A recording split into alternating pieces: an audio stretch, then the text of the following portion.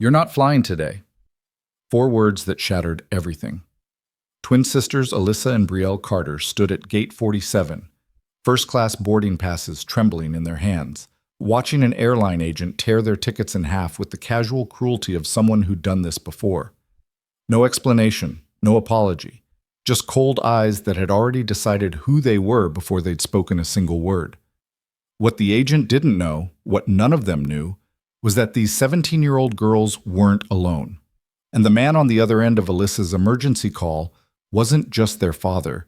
He was the airline's new CEO, and in less than an hour, he would make a decision that would ground every single flight in the country and expose a conspiracy that reached all the way to the boardroom.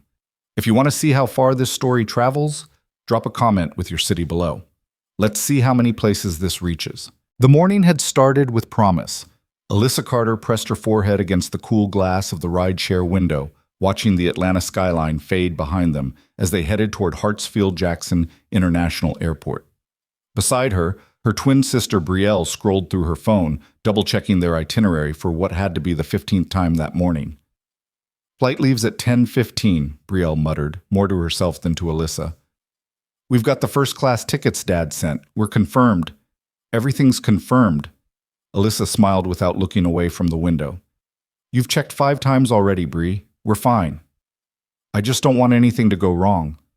Brielle's voice carried that familiar edge of anxiety that always surfaced when their carefully constructed plans met the unpredictable reality of the world. "You know how Mom gets when we're late. We're not going to be late." Alyssa finally turned to face her sister, reaching over to squeeze her hand. "We've got 2 hours before boarding. We're going to check in, grab breakfast, maybe hit that bookstore near our gate, and then we're going to fly first class to Los Angeles like the fabulous 17-year-olds we are. Nothing's going wrong." Brielle exhaled slowly, her shoulders dropping just slightly. The twins had always been like this. Alyssa, the steady one, the calm in any storm, and Brielle, the planner, the one who saw every potential disaster before it could unfold. They balanced each other in ways that most people never understood, moving through the world like 2 halves of the same person. They looked identical in almost every way. Same deep brown skin that glowed warm in sunlight, same tight coils of natural hair, though Alyssa wore hers in a high puff, while Brielle kept hers pulled back in neat braids.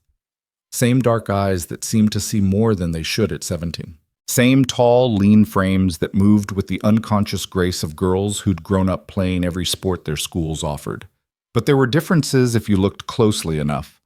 Alyssa had a small scar above her left eyebrow from a childhood fall. Brielle had a dimple in her right cheek that only appeared when she smiled genuinely. And their voices, while similar, carried different weights. Alyssa's low and steady, Brielle's higher and quicker. "You know what I'm excited about?" Alyssa said, steering the conversation towards safer ground. "Seeing Dad's face when we surprise him at the office tomorrow morning." Brielle's expression softened, the worry lines around her eyes smoothing out. "He's going to lose it, in a good way." Their father, Daniel Carter, had taken the CEO position at Skyward Airlines only 3 months ago. It had been a massive career leap, the culmination of 25 years in the aviation industry. Starting as a baggage handler in Chicago, working his way through night school, climbing every ladder the industry had to offer: customer service representative, operations manager, regional director, vice president of operations, and now, finally, CEO. He'd moved to Los Angeles first, settling into the new role while the twins finished their junior year in Atlanta with their mother. The plan had been for the whole family to relocate over the summer, but Daniel wanted to get his feet under him first, to understand the scope of what he'd inherited before uprooting his family. 3 months is too long, Alyssa had told him during their last video call. "We miss you, Dad." "I miss you too, baby girl. Both of you." Daniel's face on the screen had shown the weight of those months, new lines around his eyes, gray creeping further into his temples. "But I'll see you in 2 weeks when I fly back for your birthday." "Or," Brielle had interjected, leaning into frame with a sly smile, "we could come see you. You know, check out the city we're supposedly moving to this summer, scout some neighborhoods, tour some schools." Daniel had laughed, that deep rumbling sound that always made everything feel safer. "You two working an angle?" "Always," Alyssa had confirmed. "So what do you say?" 2 tickets, first class. Consider it an early birthday present. He'd done them one better, booked them first-class tickets and arranged for them to stay the weekend at his new apartment in Santa Monica. A whole weekend in LA with their father, just the 3 of them, before the chaos of moving and new schools and everything else their future held. The rideshare pulled up to the departure level, and the twins grabbed their carry-on bags from the trunk. They'd packed light, just enough for a long weekend, and moved through the automatic doors into the controlled chaos of one of the world's busiest airports. Hartsfield-Jackson International never slept. Even at 8 in the morning, it pulsed with humanity. Business people in suits rushing toward security, families herding children and luggage, flight crews moving with practiced efficiency through the crowds. The air smelled like coffee and jet fuel and that indefinable scent of places where thousands of lives intersected briefly before scattering again across the globe. "Skyward check-in is this way," Brielle said, already navigating toward the airline's designated area with the confidence of someone who'd studied the airport map online the night before. They approached the first-class check-in counter, a separate section with shorter lines and agents who weren't buried under the same volume of passengers as their economy-class counterparts. Alyssa noticed the agent looking up as they approached. A middle-aged white woman with carefully styled blonde hair and a practiced smile that didn't quite reach her eyes. "Good morning," Alyssa said warmly, placing their IDs and boarding passes on the counter. "Checking in for the 10:15 flight to LAX. The agent's smile flickered, something indefinable passing across her face as her eyes moved from the twins to their documents and back again. She picked up their IDs with 2 fingers, as if they might be contaminated, and scanned them with movements that seemed suddenly slower than necessary. "These are first-class tickets," the agent said, her tone making it sound like an accusation rather than a statement. "Yes," Brielle confirmed, her voice polite but firm. "Our father booked them for us." The agent's eyes narrowed almost imperceptibly. "And your father is—" "Daniel Carter," Alyssa supplied. Something cold was beginning to form in her stomach, an old familiar feeling she'd hoped not to experience today. "Is there a problem?" "I need to verify these tickets." The agent turned away without waiting for a response, moving to a computer terminal at the far end of the counter. Alyssa and Brielle exchanged glances. The cold feeling in Alyssa's stomach was growing, spreading through her chest. Behind them, other passengers moved through adjacent lines with ease, checking in and moving toward security in the smooth flow of people accustomed to flying. 5 minutes passed. Then 10. "Excuse me," Brielle called out, her voice carrying that edge of contained frustration. "Is everything okay?" The agent didn't turn around. "Still verifying." Alyssa pulled out her phone, checking the time. 8:20. They still had nearly 2 hours before boarding, but the easy buffer they'd planned for breakfast and browsing was evaporating minute by minute. When the agent finally returned, her expression had hardened into something that looked almost triumphant. "These tickets require additional verification. I'm going to need you to step aside while I contact our security team." "Security team?" Alyssa's voice came out sharper than she'd intended.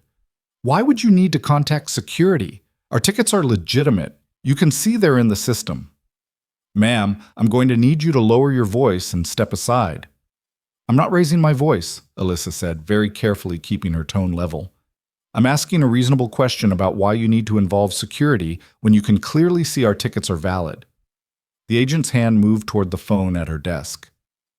"If you refuse to comply, I'll have to call security regardless." Brielle grabbed Alyssa's arm, squeezing gently. It was their silent language, developed over 17 years of facing the world together. "Don't push. Not here. Not now. It'll only make things worse." They stepped aside, watching as the agent made her call. Other passengers continued to flow through the check-in process around them, none of them subjected to additional verification or security contacts. Alyssa noticed a white family approach the counter with first-class tickets. The agent processed them in under 2 minutes, smiling genuinely as she wished them a pleasant flight. The security officer who arrived wore the distinct uniform of Skyward Airlines' private security team, not TSA, but the airline's own personnel. He was young, maybe mid-20s, with the kind of eager expression that suggested he was new to his position and determined to prove himself. These are the passengers, he asked the agent, not bothering to direct the question to the twins themselves. They presented first-class tickets, but I have concerns about the validity. You can see right there in your system that the tickets are valid, Alyssa interjected, pointing at the computer screen. Our father booked them. Daniel Carter. You can call him to verify if you need to. The security officer's expression shifted slightly at the name, something that might have been recognition passing across his face. But the agent spoke before he could respond. I've flagged the tickets for review. Protocol requires additional verification before boarding. What protocol? Brielle's voice was rising now, despite her best efforts to stay calm. What specific protocol requires you to detain us when you can clearly see our tickets are legitimate? Ma'am, if you continue to be disruptive, we'll have no choice but to deny you boarding entirely. The words hung in the air like a threat, and Alyssa felt her sister's hand tighten on her arm. They were in an impossible position, one they'd been in countless times before in different contexts. Push back and risk being labeled aggressive, difficult, threatening. Stay silent and accept treatment they knew was wrong. We're not being disruptive, Alyssa said quietly, meeting the agent's eyes directly. We're asking questions about a process that doesn't make sense. That's not disruptive. That's being a customer who deserves basic respect and transparency. Something flickered in the agent's expression, perhaps shame, perhaps anger at being called out so directly. Whatever it was, it hardened her resolve. I'm denying boarding, she said flatly, reaching across the counter and taking their boarding passes. Before either twin could react, she tore both passes cleanly in half. You're not flying today. The words landed like a physical blow. Alyssa stared at the torn pieces of paper, her mind struggling to process what had just happened. Beside her, Brielle had gone completely still, the kind of stillness that came before an explosion. You can't do that, Brielle said, her voice barely above a whisper. Those are valid tickets. You have no legitimate reason to deny us boarding. I have every reason. Suspicious behavior, failure to comply with agent instructions, disruption of the check-in process. The agent listed the reasons with the ease of someone who'd used them before. You're welcome to rebook through our customer service line, but you will not be flying on today's flight. The security officer shifted his weight, looking uncomfortable but not intervening. Other passengers were starting to notice the confrontation now, some slowing their progress through adjacent lines to watch the scene unfold. Alyssa felt heat spreading across her face, the familiar burn of humiliation mixing with anger. They'd done nothing wrong, nothing, presented valid tickets, asked reasonable questions, maintained their composure even as the situation deteriorated. And still, here they stood, barred from their flight, their tickets destroyed, their weekend with their father evaporating. I want to speak to a supervisor, Alyssa said, her voice steady despite the storm raging inside her. Right now. The agent's smile was cold and satisfied. The supervisor will tell you the same thing. You're not flying today. Now please clear the area or I'll have security escort you from the airport entirely. Brielle pulled out her phone, her hands shaking slightly. I'm calling Dad. You do that, the agent said dismissively, already turning to the next passenger in line. I'm sure he'll be very interested to hear how disruptive his daughters were. They moved away from the counter, finding a quiet corner near a pillar where they could regroup. Alyssa watched Brielle dial their father's number, watched her sister's face as the call went straight to voicemail. He was probably in a meeting or on another call, unreachable at the exact moment they needed him most. Dad, it's Brielle, she said after the beep, her voice tight with controlled emotion. We're at the airport and there's been a problem. They tore up our tickets and won't let us board. The agent said something about suspicious behavior, but we didn't do anything wrong. We just asked questions about why she needed to verify our tickets. Can you call us back as soon as you get this? We don't know what to do. She ended the call and looked at Alyssa, and for the first time that morning, tears were visible in her eyes. What do we do? Alyssa didn't have an answer. She pulled her sister into a hug, feeling Brielle's body shake with suppressed sobs. Around them, the airport continued its normal flow, people checking in, boarding flights, living their lives without interruption. The ordinary cruelty of the moment struck her forcefully. Their humiliation was complete, public, and ultimately meaningless to everyone except them. We try to fix this, Alyssa said finally, pulling back to look at her sister. We find a supervisor. We stay calm. We document everything. and we figure out what to do next. They approached the main customer service desk, waiting in line behind 3 other passengers with various complaints and questions.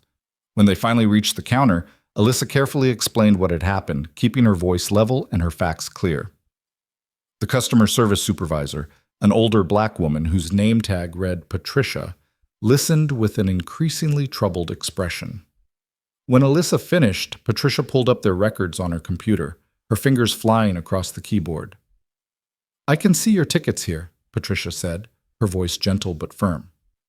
"They were legitimately purchased, confirmed, and fully paid for. There's no flag on either of your reservations, no security concerns noted in the system." She looked up, meeting their eyes directly. "What you're describing shouldn't have happened, at all." Relief flooded through Alyssa, so powerful she felt dizzy. "So you can reinstate our tickets? We can still make our flight?" Patricia's expression turned apologetic, and Alyssa's relief died before it could fully form. "I can issue new boarding passes, but I need to note that the original agent denied boarding based on behavioral concerns. That creates a complication." "What kind of complication?" Brielle asked. "Once boarding is denied for behavioral reasons, it requires a review before we can clear you to fly. That review typically takes 24 to 48 hours. Alyssa felt the ground tilting beneath her feet. "So even though you can see we did nothing wrong, even though there are no legitimate flags in the system, we still can't board our flight because that agent decided to lie about our behavior?" Patricia's silence was answer enough. "This is insane," Brielle said, her voice rising. "You just admitted that everything was legitimate, that nothing we did warranted denying boarding, and you're still going to let that stand?" "I don't make the policies," Patricia said quietly, "but I can file a formal complaint on your behalf. I can document what happened here, and I can flag this for review by upper management. The process is usually faster when there's clear evidence that the denial was unwarranted." "Usually faster than what?" Alyssa pressed.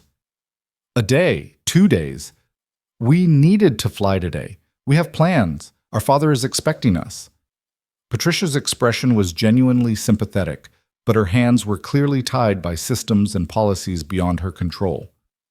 "I understand, and I'm truly sorry. The best I can do right now is get your complaint on record and work to expedite the review process. I'll also make sure you're both refunded for today's tickets and compensated for the inconvenience."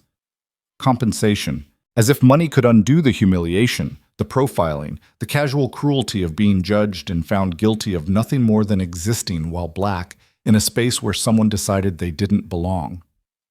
"Our father is Daniel Carter," Alyssa said, playing what she hoped might be their final card. "The CEO of Skyward Airlines. I think he'd be very interested to hear about how his daughters were treated by his own employees." Patricia's eyes widened slightly. She typed something into her computer and her expression shifted from sympathetic to deeply concerned. Oh no, just give me one moment." She picked up a phone, turning slightly away as she made a call. Alyssa couldn't hear the conversation, but she could see Patricia's body language growing increasingly tense. When she finally hung up and turned back to face them, she looked genuinely distressed.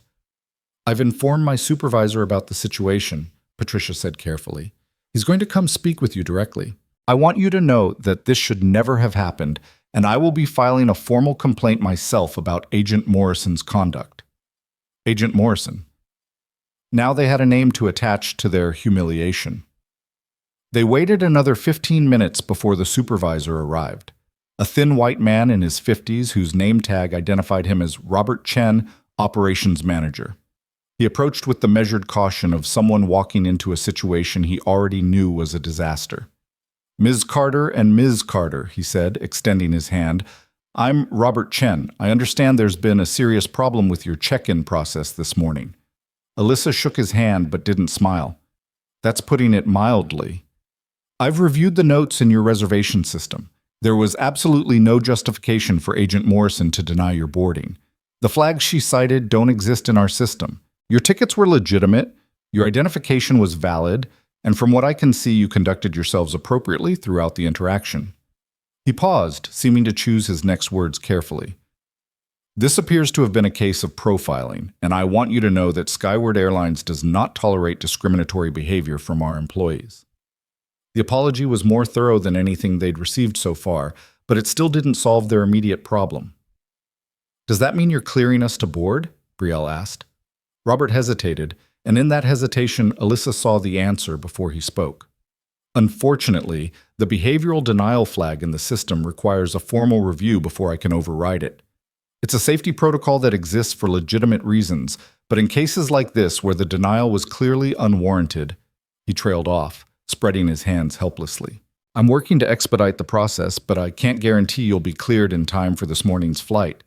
"So what you're telling us," Alyssa said slowly, "is that even though you know the agent was wrong, even though you've acknowledged this was discrimination, we're still being punished because the system prioritizes her false accusation over the truth?" Robert's expression was pained. "I understand how frustrating this must be." "No," Brielle cut him off sharply. "You don't understand. You can't understand what it feels like to do everything right, to have valid tickets and legitimate identification and appropriate behavior and still be treated like criminals because someone decided we didn't belong in first class. You can't understand what it's like to know that if we were white, none of this would have happened."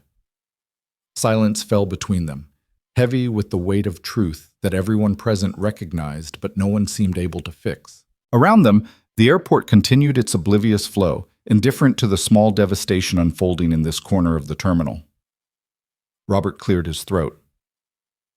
"I'm going to personally oversee your case. I'm flagging this as a priority review, and I'll be in direct contact with your father to explain the situation. In the meantime, I can offer you vouchers for food and beverages and will, of course, refund your tickets fully and provide additional compensation for this experience." Vouchers. Compensation. Words that meant nothing compared to what had been taken from them. "Can I speak to Agent Morrison?" Alyssa asked. "Face to face?" Robert looked alarmed. "I don't think that's advisable." "I don't care what's advisable. She owes us an explanation, a real one, not the lies she put in her report." "Agent Morrison has been removed from the counter for the remainder of her shift," Robert said carefully. "She's being placed under review pending an investigation into this incident. Any direct contact between you would complicate that process." Translation. They were protecting her, removing her from public view, insulating her from the consequences of her actions, at least for now. Alyssa's phone buzzed in her pocket.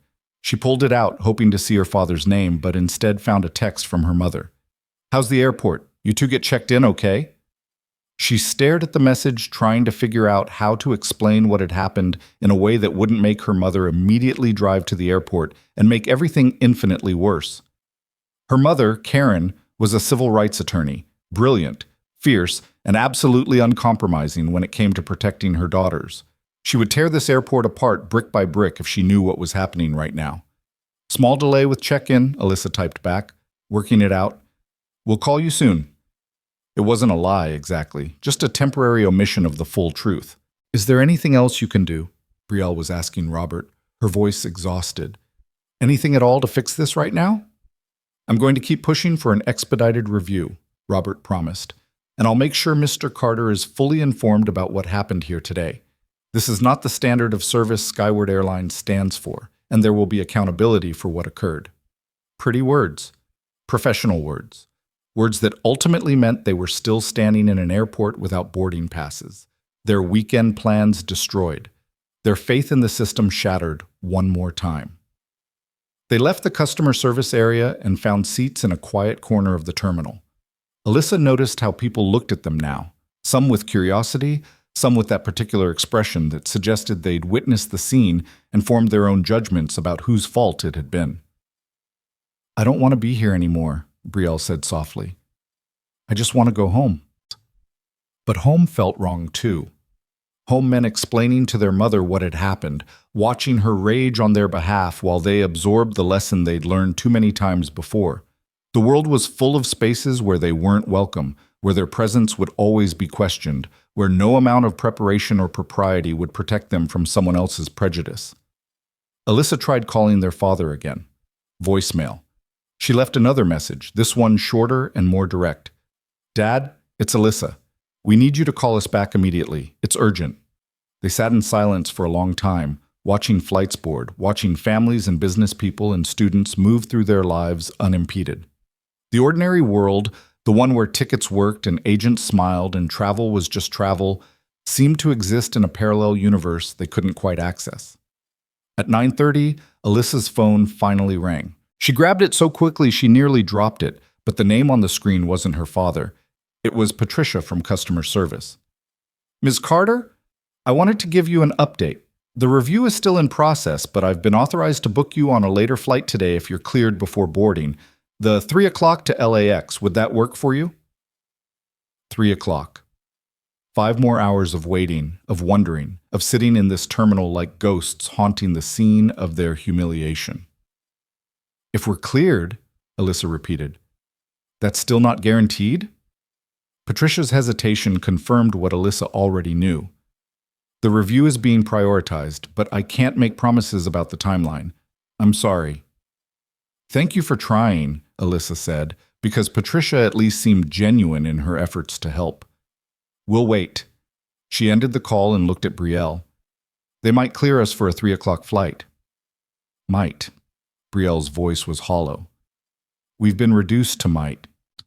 At 10:15, they watched their original flight board from a distance, watched the first-class passengers move down the jet bridge with their priority boarding, their entitled ease. Watched the gate agent, a different one, older and male, smile and greet each passenger by name as he scanned their boarding passes. That should have been them, could have been them, if Agent Morrison had seen 2 17-year-old girls with legitimate tickets instead of 2 black teenagers who didn't belong in first class. At 11, Alyssa's phone rang again. This time it was their father. "Dad?" she answered immediately, her voice breaking on the word. "Baby girl, I just got your messages. I was in a board meeting and had my phone off. What's happening? What do you mean they won't let you board?" Alyssa explained everything. The initial delay, the agent's suspicion, the unnecessary security call, the torn boarding passes, the denial that even the supervisor acknowledged was unjustified but couldn't immediately override. She kept her voice as steady as possible, but she could hear her father's breathing growing heavier on the other end of the line. When she finished, Daniel's voice was very quiet and very controlled. "Put me on speaker." Alyssa did, holding the phone between her and Brielle. "I want you both to listen to me carefully," Daniel said. "What happened to you is wrong. It's discriminatory, it's cruel, and it should never have occurred. Do you understand that? This is not your fault. This is not something you did. This is someone else's prejudice, and it landed on you." "We know, Dad," Brielle said softly. "But knowing it doesn't change what happened." "No," Daniel agreed. "But what happens next will? I want you to stay exactly where you are. Don't leave the airport. I'm handling this right now." "Dad, they said the review takes time. They told me that too when I called operations 10 minutes ago." Daniel's voice had shifted into something Alyssa had rarely heard. Cold, precise, dangerous. "They told me about protocols and procedures and safety requirements. They told me about liability and policy and standard practices, and then I explained something to them." "What did you explain?" Alyssa asked. "That I'm not calling as your father. I'm calling as the CEO of this airline. And if my daughters aren't cleared to board a flight within the next hour, if the employee who profiled them isn't immediately suspended pending a full investigation, if every detail of this incident isn't documented and forwarded to me directly, then I'm grounding every single skyward flight in the country until I get the answers I need." The words hung into the air between them, and Alyssa felt something shift in her chest. Not relief exactly, but a kind of fierce pride. Her father wasn't asking permission. He wasn't negotiating. He was stating facts. "You can do that?" Brielle asked, her voice small. "I can do that," Daniel confirmed. "And I will do that, because what happened to you two isn't just wrong. It's a symptom of something deeper in this company, and I need to know exactly how deep that rot goes." They talked for a few more minutes, Daniel extracting every detail he could about Agent Morrison, about Patricia and Robert, about exactly what had been said and by whom. He was building a case, Alyssa realized, documentation that would support whatever action he was about to take. "I love you both," he said before ending the call. "And I'm sorry this happened, but I promise you it's going to mean something. This isn't going to be another story that just fades away." After he hung up, the twins sat in silence, processing what their father had just told them. Around them, the airport continued its oblivious operation, unaware that somewhere in an executive office in Los Angeles, a CEO was about to make a decision that would stop everything. "Do you think he'll really do it?" Brielle asked quietly. "Ground all the flights?" Alyssa thought about her father, about the man who'd started as a baggage handler and climbed every impossible ladder through sheer determination and brilliant strategy. About the man who'd taught them to speak up for themselves, to document everything, to never accept mistreatment as inevitable. About the man who'd told them once, late at night after a particularly bad incident at their school, that power meant nothing if you didn't use it to protect people who had none. "Yeah," Alyssa said finally. "I think he will." 20 minutes later, every departure board in Hartsfield-Jackson International Airport flickered and changed. Flights that had showed on time suddenly displayed delayed. Then more updates cascaded across the screens. Delayed mechanical, delayed crew scheduling, delayed operational issues. Within minutes, the gate areas erupted in confusion. Passengers crowded around counters, demanding explanations. Gate agents picked up phones, their expressions shifting from confusion to alarm as they received instructions from some central command. Alyssa and Brielle watched the chaos unfold with a kind of detached fascination, like witnessing a force of nature reshape the landscape around them. This was their father's power, wielded on their behalf, transforming their private humiliation into something that demanded public attention. A Skyward Airlines supervisor, not Robert this time, but someone more senior whose name tag read District Manager, appeared in their section of the terminal, moving quickly toward them with an expression of barely controlled panic. "Ms. Carter, Ms. Brielle Carter?" She was breathless, her professional composure cracking. "I need you both to come with me immediately. We have your boarding passes ready, and we're clearing you for the next available flight to Los Angeles." "The 3 o'clock?" Alyssa asked. "No, we're holding the 11:45 departure. It hasn't left the gate yet. We can get you on that flight if you come with me right now." They stood slowly, gathering their bags.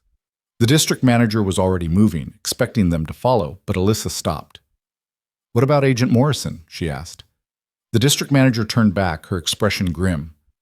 "Agent Morrison has been suspended pending a full investigation. The CEO has ordered a complete review of this morning's incident, including examination of all relevant security footage and interviews with everyone involved. You have my word that this situation will be thoroughly investigated." It wasn't enough, not really, but it was more than they'd had an hour ago. More than they'd expected when they'd first watched their boarding passes torn in half. They followed the district manager through the terminal, moving quickly toward their gate. Other passengers stared as they passed, some with curiosity, some with recognition. Word was spreading, Alyssa realized, about the delays, about the CEO's daughter, about whatever story was forming in the gap between what people saw and what they understood. At the gate, the same flight they'd watched board earlier was still there, the jet bridge still connected to the aircraft. The gate agent, the different one who'd smiled at passengers earlier, stood waiting with printed boarding passes in his hand. "Ms. Carter, Ms. Carter," he said quietly, handing them the passes. "I'm so sorry for what happened this morning. Please accept our sincere apologies." Sincere apologies, as if sincerity could undo what had been done. But they took the boarding passes, first class, seats 2A and 2B, and moved down the jet bridge toward the waiting aircraft. Behind them, the district manager was already on her phone, undoubtedly reporting back that the CEO's daughters were finally boarding, that the crisis could be contained, that flights could resume their normal operations. The flight attendant at the aircraft door greeted them with a smile that seemed genuine and unpracticed. "Welcome aboard. Let me help you with your bags." They found their seats in the second row, big leather chairs with generous legroom and small monitors embedded in the seatbacks. Around them, other first-class passengers were settling in, and Alyssa noticed several of them glancing at the twins with expressions she couldn't quite read. Did they know? Had word spread about what happened, or were they simply curious about the delay that had held their flight on the ground? A flight attendant approached, bending down to speak quietly. "Can I get you anything? Water? Juice? A snack?" "Water would be great," Brielle said, her voice still tight with residual tension. "Of course. And again, on behalf of everyone at Skyward Airlines, I apologize for this morning's experience." Another apology. Alyssa was starting to collect them like some kind of bitter currency, words that cost nothing and changed nothing, but seemed to make the people offering them feel better about the system that had failed. The plane finally pushed back from the gate at noon, nearly 2 hours after its scheduled departure. As they taxied toward the runway, Alyssa pulled out her phone one more time, finding a text from her father waiting. "You're in the air?" "About to be," she typed back. "Thank you, Dad." His response came immediately. "Always. And this isn't over. Not by a long way." The plane lifted off, Atlanta falling away beneath them, and Alyssa pressed her forehead against the window, watching the city shrink to toy-sized distances. They were finally in the air, finally heading toward their destination, but the morning's events clung to her like a physical weight. Beside her, Brielle had her eyes closed, her breathing carefully controlled in the pattern she used when trying to manage anxiety. Alyssa reached over and took her sister's hand, squeezing gently. "We're okay," she whispered. Brielle opened her eyes, and Alyssa saw tears gathering there again. "Are we?" The question lingered between them as the plane climbed toward cruising altitude, carrying them toward their father and whatever came next. Because that was the real question, wasn't it? They were physically safe, finally on their flight, protected by their father's power and position. But the violation of what had happened, the casual cruelty of being judged and found unworthy, the knowledge that without their father's intervention, they would simply have been another story of discrimination that went nowhere. The damage was done, settled deep in places that apologies and boarding passes couldn't reach. As the flight settled into its rhythm and the seatbelt sign dinged off, Alyssa realized something that made her chest tight. They were lucky. Lucky to have a father with power. Lucky to have resources and connections. Lucky that their story had a rare kind of leverage that forced people to pay attention. But what about all the others? All the people who got profiled and denied and humiliated without a CEO father to ground flights on their behalf? What happened to their stories? The question stayed with her as the plane cut through clouds toward Los Angeles, toward their father, toward answers that she was starting to suspect would be more complicated and more disturbing than any of them had anticipated. Because if this could happen to them, two girls with every advantage, every privilege, every protection their family could provide, then what systematic rot was hiding beneath the surface of the airline their father now led? And what was he going to do when he finally saw the full scope of it?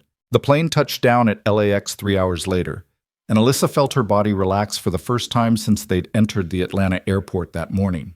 The California sunlight streamed through the aircraft windows with an intensity that seemed almost aggressive after the softer light of Georgia, and as they taxied toward the gate, she could see palm trees swaying in the distance beyond the tarmac.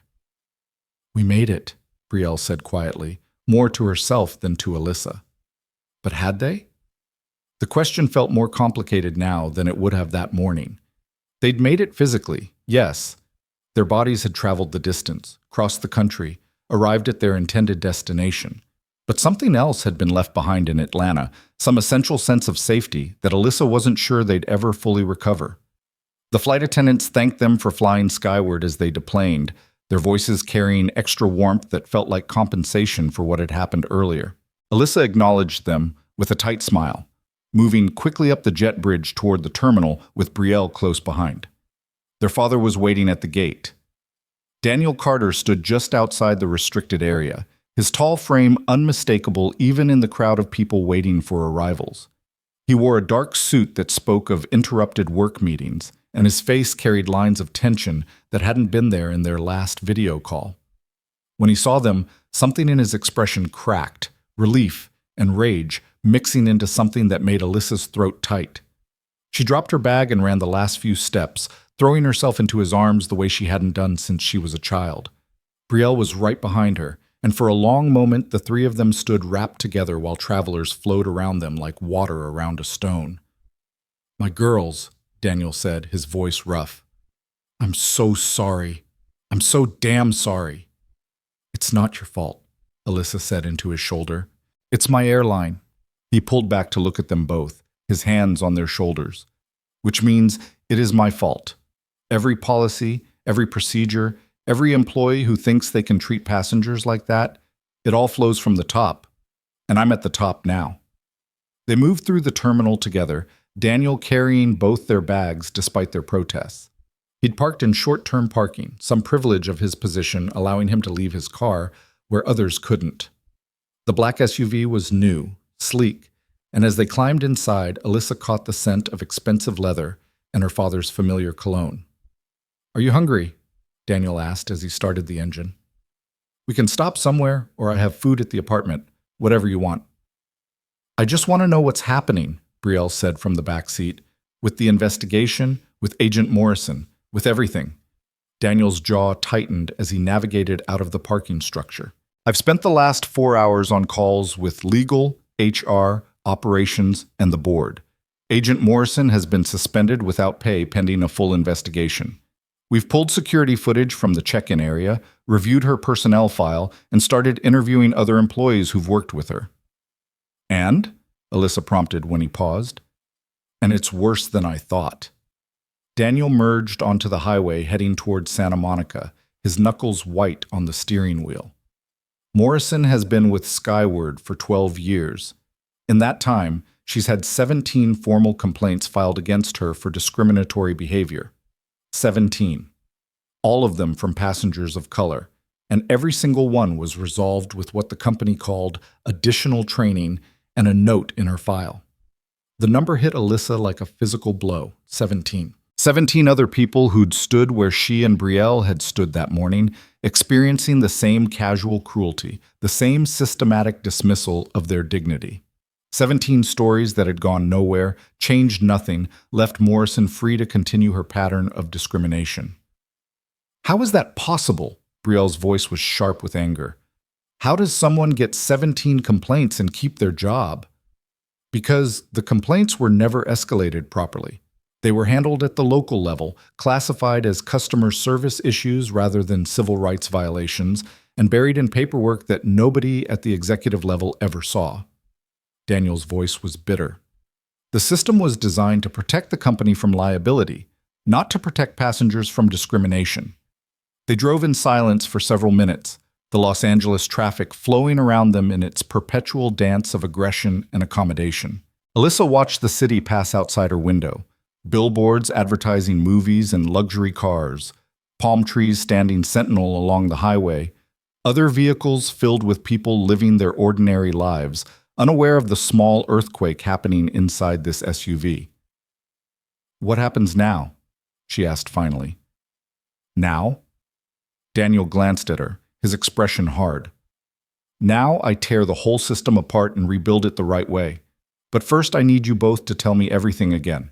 Every detail, every word you remember, every moment of what happened. Because I'm not just investigating Morrison, I'm investigating how an entire company culture allowed her to operate unchecked for 12 years. They spent the drive to Santa Monica reconstructing the morning in excruciating detail. Daniel asked pointed questions, made mental notes of names and times, pushed them to remember exact wording when possible. By the time they reached his apartment building, a modern high-rise overlooking the ocean, Alyssa felt exhausted in a way that had nothing to do with the flight. The apartment was spacious and sparsely furnished, the temporary home of someone who hadn't yet fully committed to permanence. Moving boxes still lined one wall of the living room, and the kitchen looked barely used, but the view was spectacular, floor-to-ceiling windows offering an unobstructed vista of the Pacific Ocean, its surface glittering in the afternoon sun. "I haven't really settled in yet," Daniel said, almost apologetically. "I've been spending most of my time at the office trying to get my arms around how the company actually operates versus how I thought it operated." "Finding a lot of surprises?" Brielle asked, dropping onto the leather couch. "More than I expected."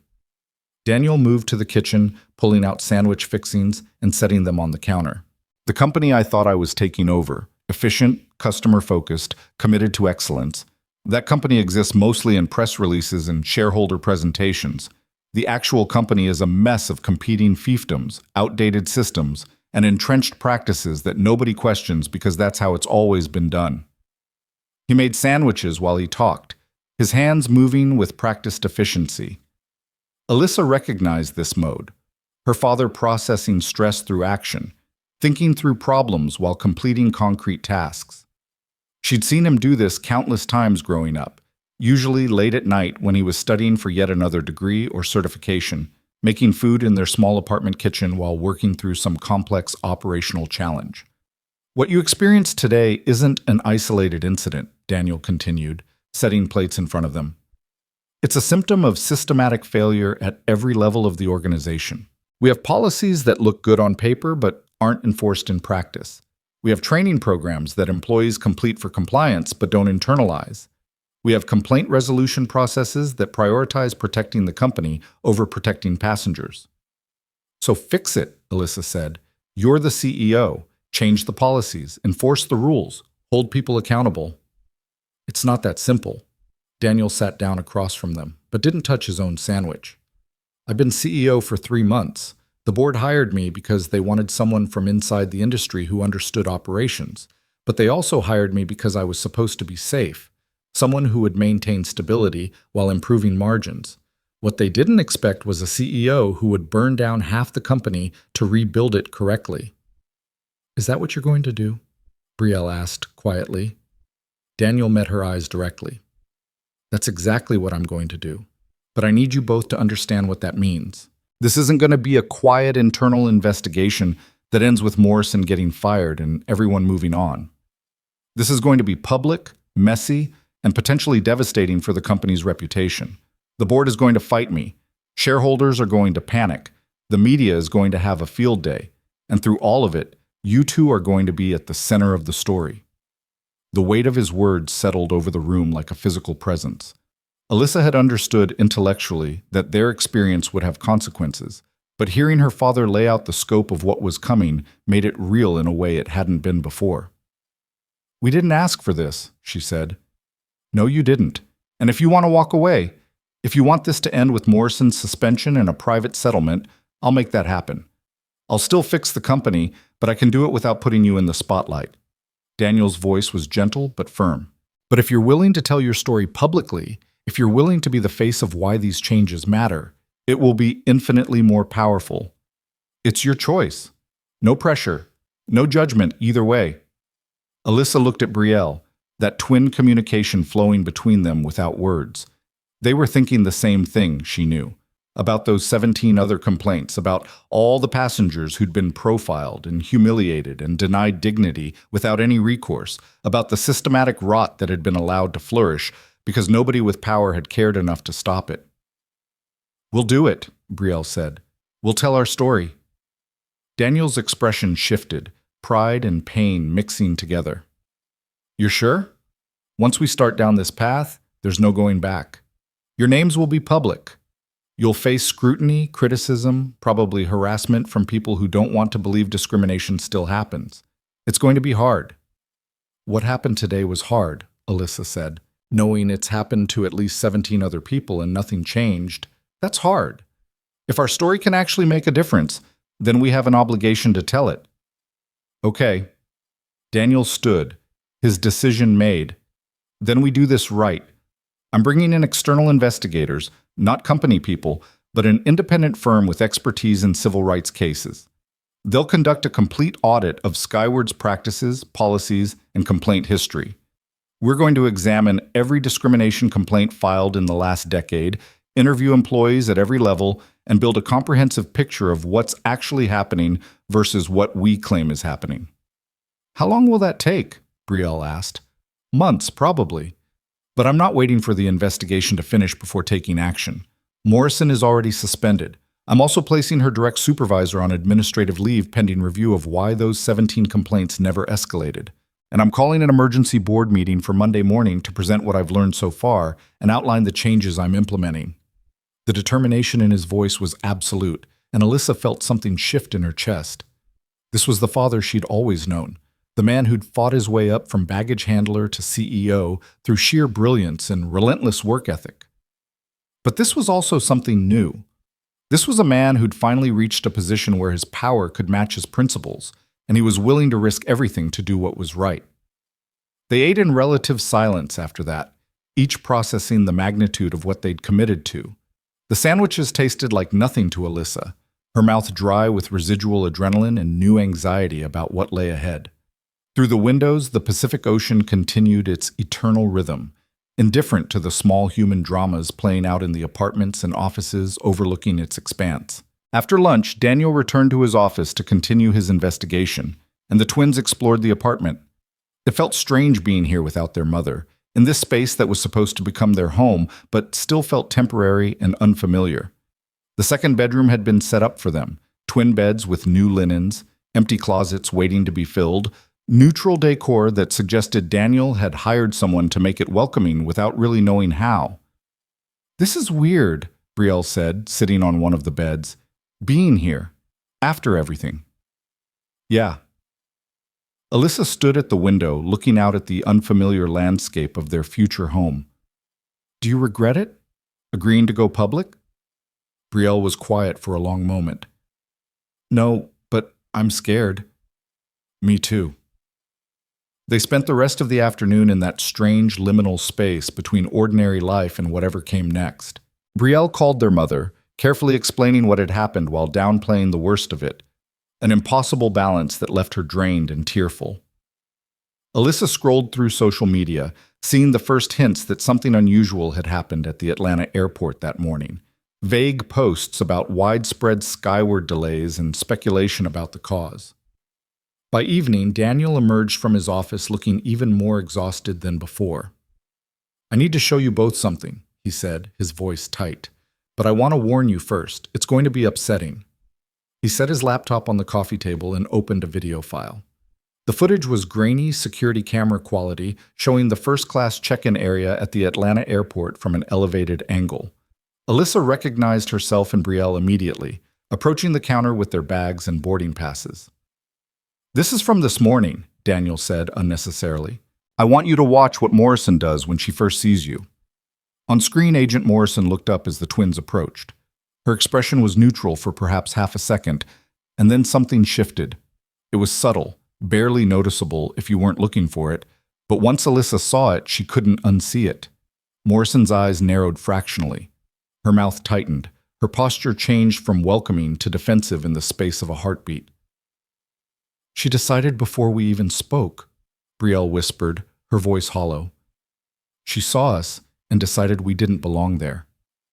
"Keep watching," Daniel said grimly. The video played out the scene they'd lived through that morning, but from this external perspective, it was even more damning. Morrison's body language was hostile from the start. She handled their IDs with obvious distaste.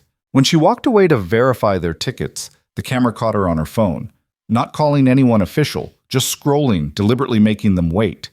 When the twins questioned her actions, Morrison's expression cycled through irritation, condescension, and finally something that looked almost like satisfaction as she called security. And when she tore their boarding passes in half, there was a small smile on her face, brief and quickly suppressed, but unmistakable. "She enjoyed it," Alyssa said, her voice flat. "She enjoyed humiliating us." Daniel closed the laptop. "The footage has been secured as evidence. Legal is reviewing it along with everything else. But I wanted you to see it because—" He paused, choosing his words carefully. "Because sometimes we doubt ourselves.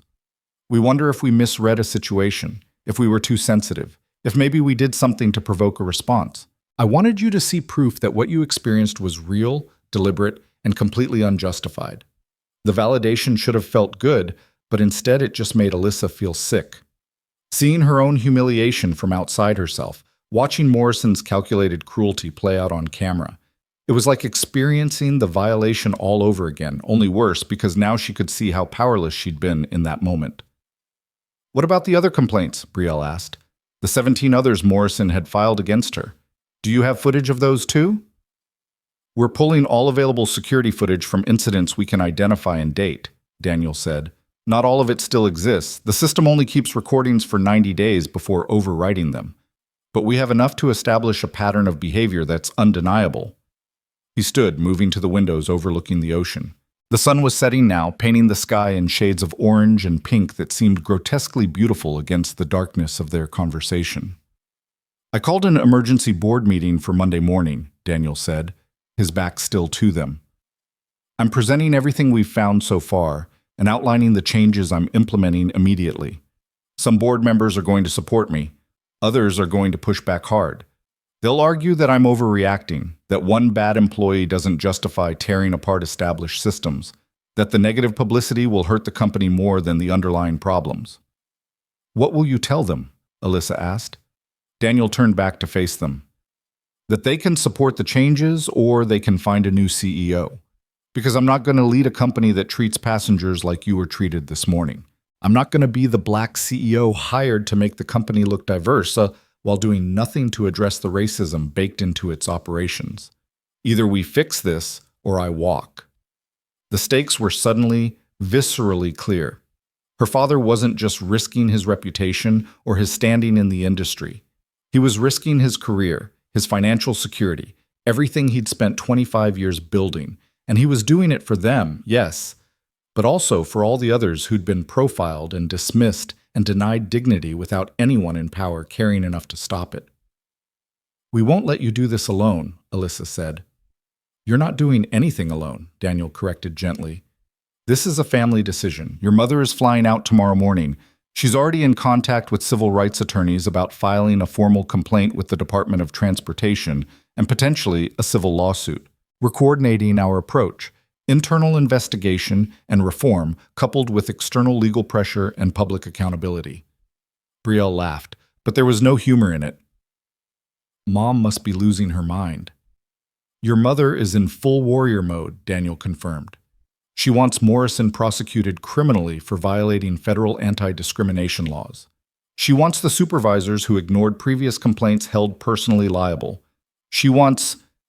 He paused, a slight smile softening his expression. She wants justice. Real justice. Not just corporate apologies and sensitivity training.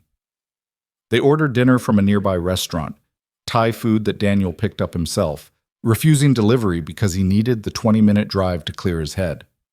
While he was gone, Alyssa and Brielle sat on the couch, neither speaking, both processing the cascade of revelations and decisions that had transformed their simple weekend trip into something much larger and more consequential. Are you okay? Brielle asked finally. Alyssa considered the question honestly. Was she okay? Her body was safe, fed, comfortable in her father's apartment overlooking the Pacific. But something inside her felt fundamentally altered, like a bone that had been broken and would never quite set right no matter how well it healed. I don't know, she said. I keep thinking about Agent Morrison's face when she tore our boarding passes. That little smile, like she'd won something. She didn't win, Brielle said fiercely. We're here. We're fighting back. She's suspended and probably about to lose her job. But she had 12 years, Alyssa said quietly. 12 years of doing this to people, and nobody stopped her. How many passengers did she profile? How many people did she humiliate? How many lives did she make just a little bit harder because she decided they didn't belong? The questions hung unanswered because there were no good answers. They could count Morrison's formal complaints, 17, but how many others had there been? How many passengers had simply accepted their mistreatment as inevitable? Another tax on moving through the world, while black, not worth the effort of complaining because they'd learned long ago that complaints rarely changed anything? Daniel returned with food, and they ate while he continued briefing them on the investigation's progress. HR was conducting emergency interviews with Morrison's colleagues. Legal was reviewing every complaint in the company's database, looking for patterns and missed warnings. Communications was preparing a statement for when, not if, the story broke publicly. I need to ask you something difficult, Daniel said as they cleared the dinner dishes. There are going to be journalists who want to interview you. Tell your story directly. I can control the timing to some extent, but once this becomes public, you'll face media requests. How do you want to handle that? Alyssa thought about her answer carefully. We tell our story once, completely, in a way that's clear and documented. Then we let that statement stand. We're not going to relitigate what happened in a dozen different interviews. That's smart, Daniel agreed. I can arrange for a single in-depth interview with a reputable journalist, someone who will handle the story responsibly and give you space to tell it your way. After that, we refer all other media requests to that interview. But we don't hide, Brielle added. If we're doing this, if we're making our story public, then we own it completely. No anonymous complaints, no hiding behind lawyers while Dad takes all the heat. Daniel looked at his daughters with an expression that mixed pride and pain in equal measure. You two are so much stronger than you should have to be at 17. We learned from the best, Alyssa said, and meant it. They spent the evening planning logistics, what Karen would do when she arrived the next morning, how they'd coordinate with the legal team, when they'd schedule the interview that would make their story public. It felt surreal to Alyssa, this careful orchestration of exposure, transforming their private trauma into public testimony. Around 11, Daniel's phone rang. He glanced at the screen and his expression darkened. "It's Robert Chen, the operations manager from Atlanta. I need to take this." He moved into his office, and Alyssa could hear his voice through the door, though not the specific words. When he emerged 10 minutes later, his face was tight with barely controlled rage. "Morrison filed a counter-complaint," he said without preamble. "She's claiming that you two were verbally abusive and threatening, that she followed proper security protocols, and that my decision to ground flights was an inappropriate abuse of CEO authority motivated by personal bias." The words hit like a slap. "That's a lie," Brielle said, her voice rising. "Everything she's saying is a lie." "I know that. We have video evidence proving it's a lie. But her union is backing her complaint, and they're threatening to file a grievance if we proceed with her termination." Daniel's voice was cold with fury.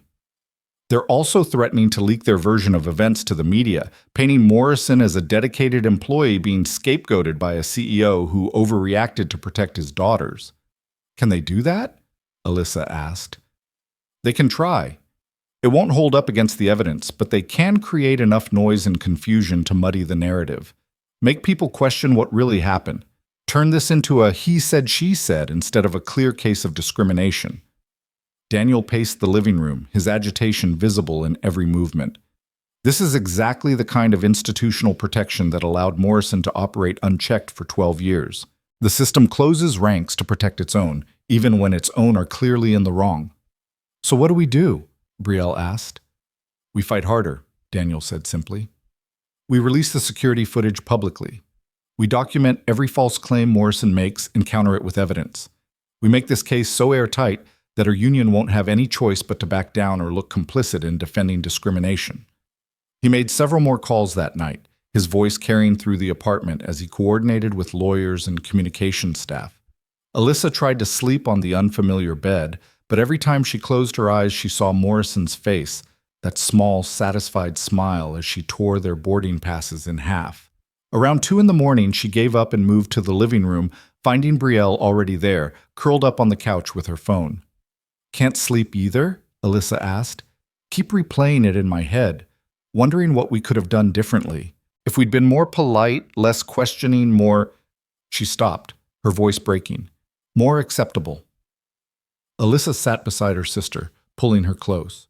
"We didn't do anything wrong. You know that, right?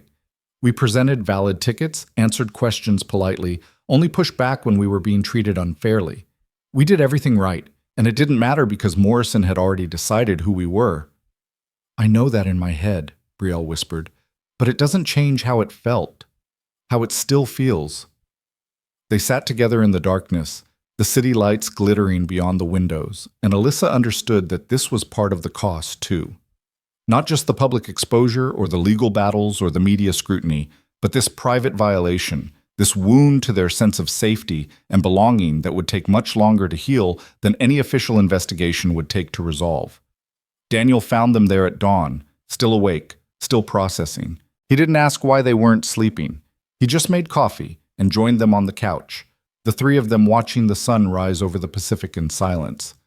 "Your mother lands at 9, he said finally. "I'm picking her up from the airport. You two want to come, or would you rather stay here?" "We'll come," Alyssa said immediately. She needed her mother, needed Karen's fierce protective energy and absolute certainty that what had happened was wrong and would be answered with consequences. They drove to LAX together a few hours later, and Alyssa found it grimly ironic that they were returning to an airport less than 24 hours after being denied boarding at 1. The arrival terminal was busy with Saturday morning traffic, and they waited near baggage claim until Karen emerged from the secure area, her carry-on bag over her shoulder, and her expression set in lines that Alyssa knew meant trouble for someone. Karen Carter was a force of nature condensed into 5 feet 6 inches of focused intensity. She had her daughter's deep brown skin and sharp intelligence, But where they were still learning to wield their power, Karen had spent 20 years as a civil rights attorney perfecting the art of righteous fury channeled into legal precision. She hugged both twins fiercely, her hands checking them over as if searching for visible wounds. "My babies," she said, her voice tight. "Are you okay? Tell me honestly." "We're okay, Mom," Alyssa said, though the words felt insufficient to capture the complicated truth of their state. Karen turned to Daniel, and something passed between them, a communication built on 20 years of marriage and partnership. "How bad is it?" she asked. "Bad," Daniel confirmed, "but manageable. I'll brief you on everything in the car." They drove back to Santa Monica while Daniel laid out everything he'd learned: Morrison's complaint history, the video evidence, the counter-complaint and union involvement, the board meeting scheduled for Monday morning. Karen listened with the focused intensity of a lawyer building a case, occasionally asking pointed questions that revealed she was already thinking several moves ahead. "We're filing with the DOT today," she said when Daniel finished. "Federal discrimination complaint under Title VI. I've already contacted the NAACP Legal Defense Fund. They're interested in taking this as a civil rights case if we want to pursue it that way. And I've reached out to several journalists I trust who specialize in corporate accountability stories. I've got communications working on a media strategy," Daniel added. "But we need to coordinate our timing. The board meeting is Monday. After that, I'll have a clearer picture of whether I still have a job." Karen's expression hardened. "They fire you over this, and we'll own that company by the time I'm done with them." Despite everything, Alyssa felt a smile tug at her mouth. This was her mother, absolutely uncompromising when it came to protecting her family, willing to burn down entire institutions if that's what justice required. They spent Saturday afternoon in the apartment, Karen conducting her own detailed interview with the twins about exactly what had happened. She recorded everything, took meticulous notes, built the foundation of what would become their formal complaint. It was exhausting and necessary, reliving the morning's events with someone who understood exactly what evidence would matter and why. By evening, Karen had drafted a 10-page formal complaint to the Department of Transportation, documenting not just the twins' experience, but also Morrison's history of discrimination complaints, and Skyward's systematic failure to address the pattern. She read it aloud, and Alyssa was struck by how her mother transformed their raw experience into legally precise language that somehow captured both the factual truth and the emotional violation of what had occurred. "I'm filing this electronically tonight," Karen said. "It'll be officially logged Monday morning. Once it's filed, it becomes part of the public record.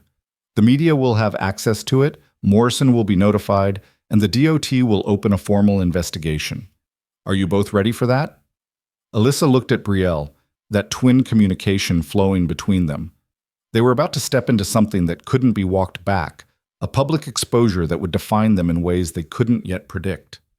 But the alternative, staying silent while Morrison and others like her continued to operate unchecked, felt impossible. "We're ready," they said together. Karen smiled, fierce and proud. "Then let's bring this whole rotten system into the light." Sunday morning arrived with deceptive calm, the Santa Monica sunshine spilling through the apartment windows as if the world hadn't fundamentally shifted in the past 48 hours. Alyssa woke early, her body still on East Coast time, and found her mother already awake at the dining table, laptop open, legal documents spread across the surface in organized chaos. "Morning, baby," Karen said without looking up, her fingers flying across the keyboard. "Coffee's fresh in the kitchen." Alyssa poured herself a cup and stood at the window, watching early morning joggers trace paths along the beach below. It felt surreal that normal life continued outside this apartment, people exercising, walking dogs, buying coffee from beachside cafes, while inside these walls, her family was preparing for war. "The DOT complaint is filed," Karen said, finally looking up. "It's officially in the system as of 6 a.m. Eastern Time. By 9 o'clock this morning, Morrison will receive notification that she's the subject of a federal discrimination investigation. Her union will be notified. Skyward's legal department will be notified. And because I included the pattern of previous complaints in our filing, the investigation scope will extend beyond just your incident to examine the company's systematic failures." "How long does a federal investigation take?" Alyssa asked. Months, usually, sometimes years if the company fights hard enough. Karen stood, stretching her back. But we're not waiting for the federal process to play out. I've scheduled a meeting with the NAACP Legal Defense Fund for tomorrow afternoon. If they take the case, we file a civil lawsuit this week alleging systematic discrimination, hostile treatment, and emotional distress. We name Morrison personally, we name her supervisors, and we name Skyward Airlines as an institution that enabled discriminatory practices through inadequate oversight. The magnitude of it washed over Alyssa in waves. This wasn't just about getting an apology anymore, or even about Morrison losing her job. This was about forcing an entire company to confront its failures, about creating legal precedent that would make it harder for the next Agent Morrison to operate with impunity. Daniel emerged from his bedroom, already dressed in a suit despite it being Sunday. Board meeting got moved up, he said, his voice tight. They want to meet this afternoon instead of tomorrow morning, 3 o'clock Pacific time. They're trying to catch you unprepared, Karen said immediately. Push back. Tell them Monday morning is scheduled, or they can find a new CEO today. That's what I told them. Daniel poured coffee with hands that weren't quite steady. They backed down, Monday at 9 a.m., but the fact that they tried tells me exactly what kind of fight I'm walking into. Brielle appeared in the doorway, her braids disheveled from sleep, her eyes red-rimmed in a way that suggested she'd been crying quietly in the night. Alyssa went to her immediately, and they stood wrapped together in that silent twin language that needed no words. I had nightmares, Brielle whispered. About the airport, about Morrison's face, about being stopped and questioned everywhere I go for the rest of my life. I know, Alyssa said, because she did know. They'd always shared dreams sometimes, their subconscious minds running parallel even in sleep. But we're not letting her win. We're not letting fear control us. The doorbell rang, unexpected and jarring. Daniel moved to answer it, checking the security screen first. His expression shifted to surprise, then resignation. It's Marcus Washington from the board. He's here in person. Marcus Washington was one of Skyward's 7 board members, a retired airline executive who'd been instrumental in hiring Daniel. He was 72, black, and had spent 40 years navigating the industry's racial dynamics with the careful diplomacy of someone who'd learned to survive in spaces that didn't want him. Daniel opened the door, and Marcus entered with the wary posture of someone walking into hostile territory. He was dressed casually for a Sunday, khakis and a polo shirt, but his expression was all business. I hope you don't mind the unannounced visit, Marcus said, his eyes moving across the apartment to where Karen and the twins stood. But I felt this conversation needed to happen in person, away from the other board members. Coffee? Daniel offered, his tone neutral. Please.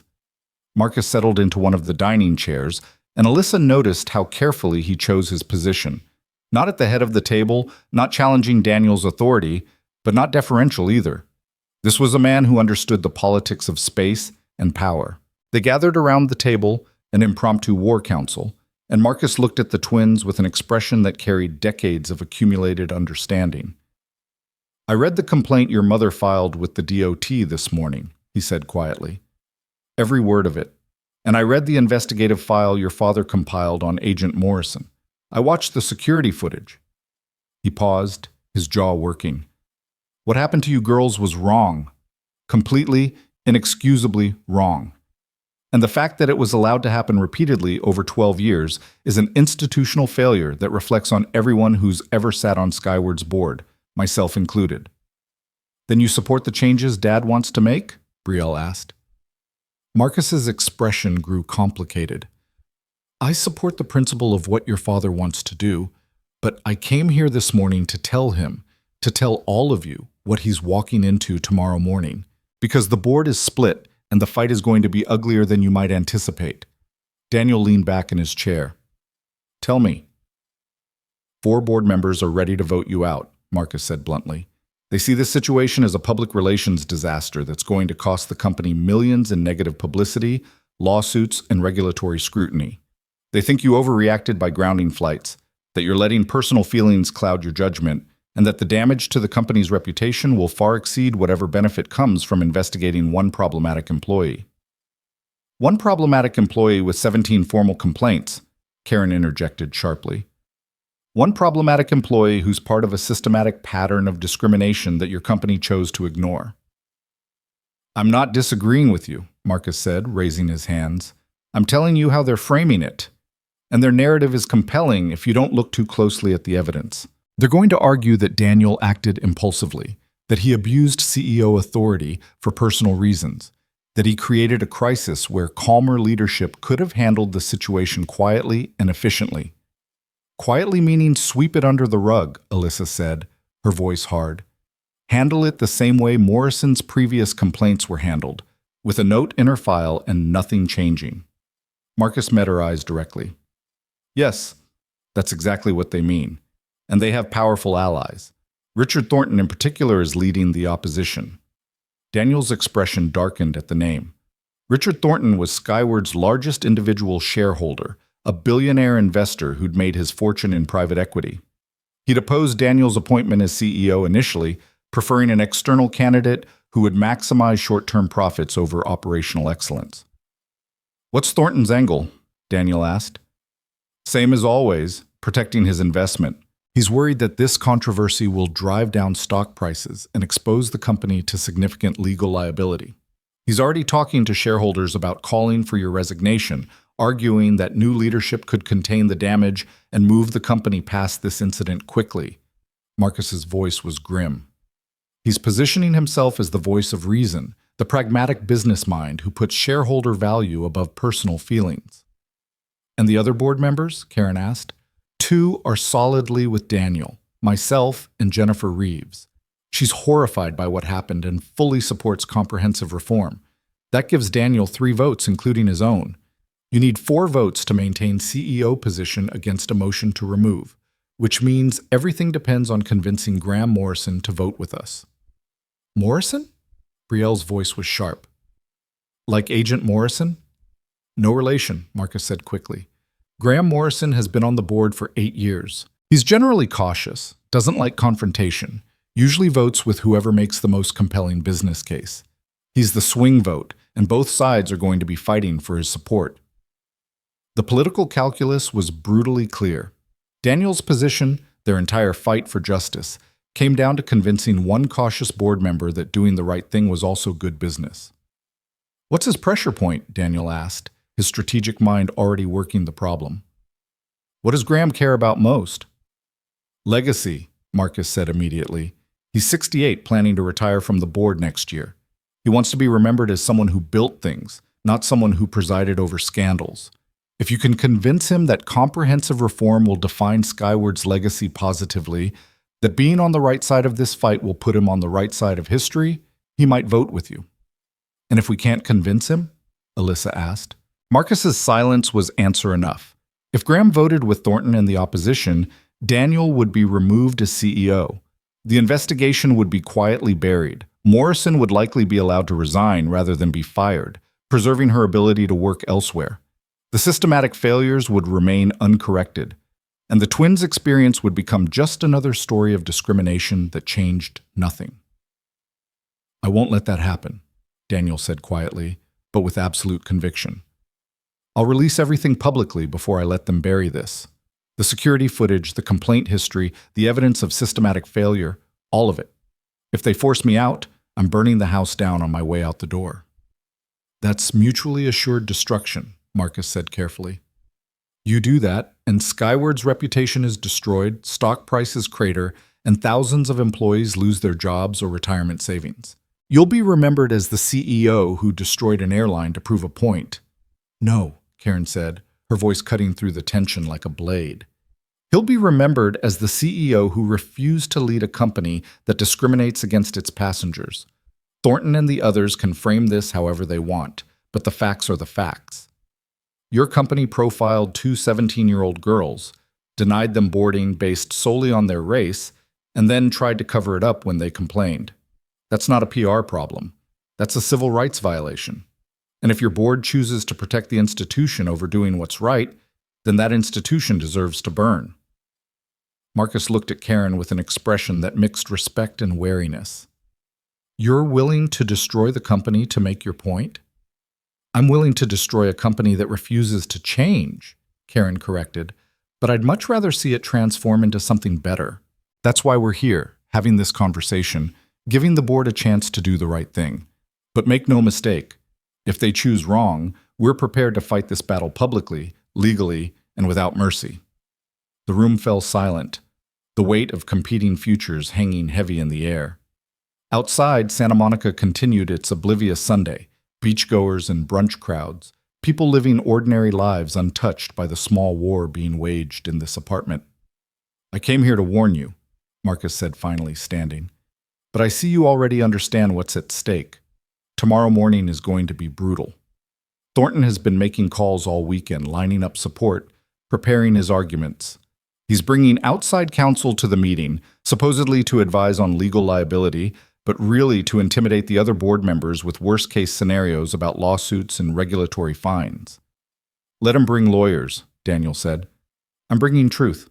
That's a more powerful weapon. After Marcus left, the family sat in silence, processing what they'd learned. The battle lines were drawn now, crystallized into votes and political calculations. 3 board members for reform, 3 against, 1 undecided. Everything hanging on convincing one cautious man that justice was worth the risk.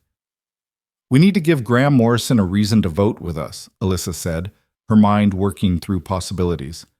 Something more compelling than just moral arguments about doing the right thing. What do you have in mind? Daniel asked. Let us speak at the board meeting, Alyssa said. Let Graham see us as real people, not just abstractions in a complaint filing. Let him hear directly what happened, what it felt like, what it means. Make this personal for him in a way that business arguments can't be. Daniel looked uncertain. Board meetings are brutal environments. These people are experts at emotional detachment, at treating human suffering as data points to be analyzed and managed. I don't want to expose you to that. We're already exposed, Brielle said quietly. Our names are in federal complaints. We're about to be in the media. The board is deciding our father's future and whether our experience matters enough to justify change. We should be in that room. We should make them look at us while they decide. Karen studied her daughters with an expression that was equal parts protective concern and fierce pride. It's your choice, she said finally. But if you do this, you need to understand that these people will question you aggressively. They'll try to poke holes in your story, suggest you misunderstood or overreacted, imply that your father's position biases your account. It won't be gentle. Good, Alyssa said, and meant it. Let them question us while we're looking them in the eye.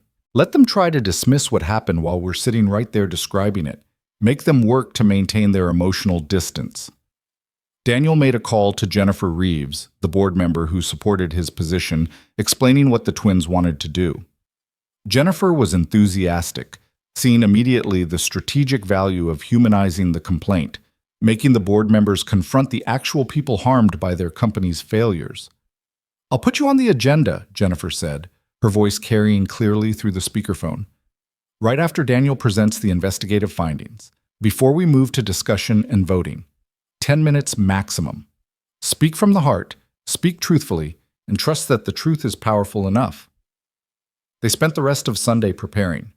Karen coached them on how to handle aggressive questioning, how to stay calm when board members tried to rattle them, how to redirect attempts to minimize their experience.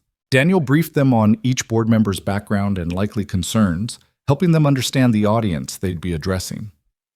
By evening, Alyssa's head was spinning with strategies and talking points, her stomach tight with anticipation of the confrontation ahead. This wasn't like school presentations or college interviews. This was walking into a room full of powerful people who had every incentive to dismiss her experience and trying to convince them that what happened to her mattered more than their profit margins. That night, sleep came in fitful intervals. Every time Alyssa closed her eyes, she imagined tomorrow's board meeting, the hostile questions, the skeptical faces, the weight of knowing her father's career hung on whether she could convince one cautious man that justice was worth fighting for. Around 3 a.m., she gave up and moved to the living room, finding Brielle already there with the same restless energy. I keep practicing what I'm going to say, Brielle admitted, trying to find words that capture everything. The humiliation, the violation, the way Morrison looked at us like we were criminals before we even spoke. But words feel inadequate. Maybe that's okay, Alyssa said. Maybe inadequate words honestly expressed are more powerful than perfect rhetoric that sounds rehearsed. They sat together watching the city lights blur into the pre-dawn darkness, two 17-year-old girls who'd somehow become the center of a fight that extended far beyond their individual experience. Somewhere in Atlanta, Agent Morrison was probably sleeping peacefully, protected by her union and secure in 12 years of institutional enabling. Somewhere in Los Angeles, Richard Thornton was probably finalizing his strategy for removing their father and burying this scandal.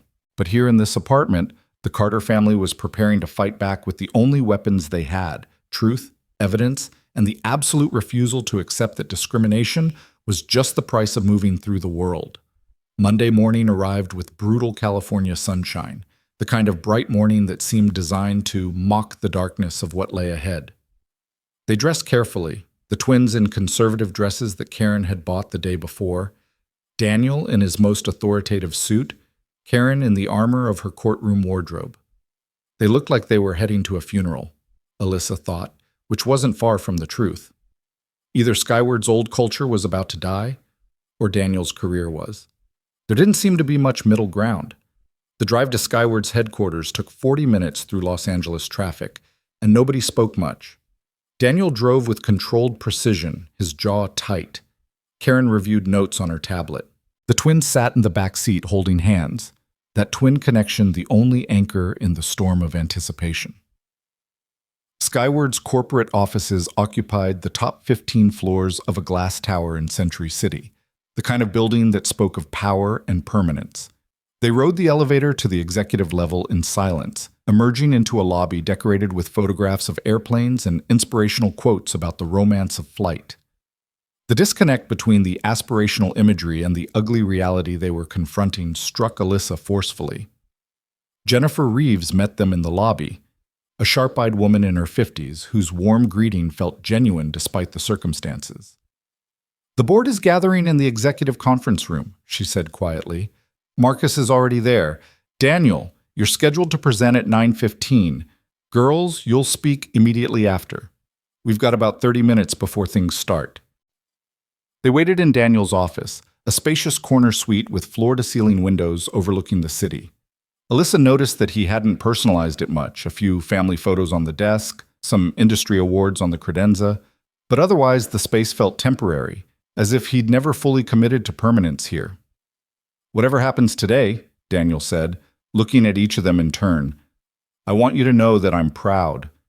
Proud of how you handled Friday morning, proud that you're willing to fight for what's right. Proud to be your father." "Don't," Karen said, her voice tight. "Don't talk like this is goodbye.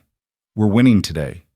We're walking into that conference room presenting undeniable evidence of systematic failure and giving the board no choice but to support comprehensive reform." At 9 o'clock, Jennifer came to collect them. "It's time." The executive conference room was designed to intimidate. Mahogany table that could seat 20 people. Leather chairs that probably cost more than most people's cars. Walls lined with screens displaying real-time flight data and stock prices. And at the far end, 7 board members arrayed like judges preparing to deliver verdict. Richard Thornton sat at the center, his presence commanding despite his relatively small physical stature. He was 63, silver-haired, and wearing a suit that probably cost more than Alyssa's entire wardrobe. His expression was carefully neutral, but his eyes tracked the Carter family's entrance with the cold calculation of a predator evaluating prey. Graham Morrison sat to Thornton's left, looking uncomfortable in his suit jacket. He was the swing vote, Alyssa remembered, the cautious man whose decision would determine everything. He avoided eye contact as they entered, which she chose to interpret as conscience rather than hostility. "Thank you all for being here," Thornton said, his voice carrying easy authority. "This is an emergency board meeting called to address serious concerns about CEO conduct and corporate liability arising from events of Friday morning. Mr. Carter, you have the floor." Daniel moved to the presentation screen at the front of the room, connecting his laptop with practiced ease. The first image appeared, a photograph of Alyssa and Brielle at the Atlanta airport check-in counter, pulled from security footage. "These are my daughters," Daniel said simply. Alyssa and Brielle Carter, 17 years old, honor students, athletes, good kids who were flying to Los Angeles to visit me for the weekend. They had legitimate first-class tickets that I purchased for them. They had valid identification. They arrived at the airport with plenty of time. They did everything right. He clicked to the next slide. Agent Morrison's face frozen in that moment when she first looked up and saw the twins approaching. The expression on her face was unmistakable even in grainy security footage. Immediate hostility, judgment rendered before a word was spoken. This is Agent Sarah Morrison, a Skyward employee for 12 years. This is her expression the moment she saw my daughters, before they spoke, before they presented tickets, the moment she decided they didn't belong in first class. Daniel walked them through the entire incident, showing security footage time-stamped to the minute.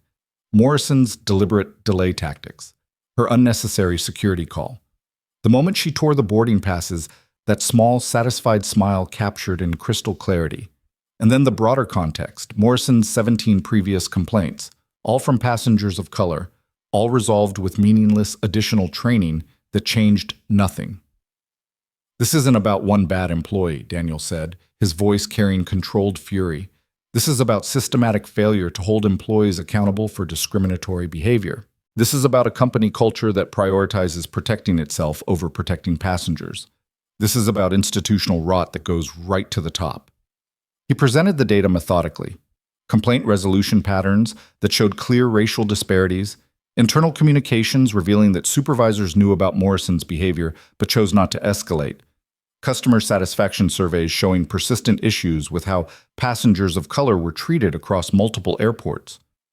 The question before this board, Daniel concluded, is whether we're going to continue operating this way, or whether we're going to transform ourselves into a company that actually lives up to the values we claim to hold.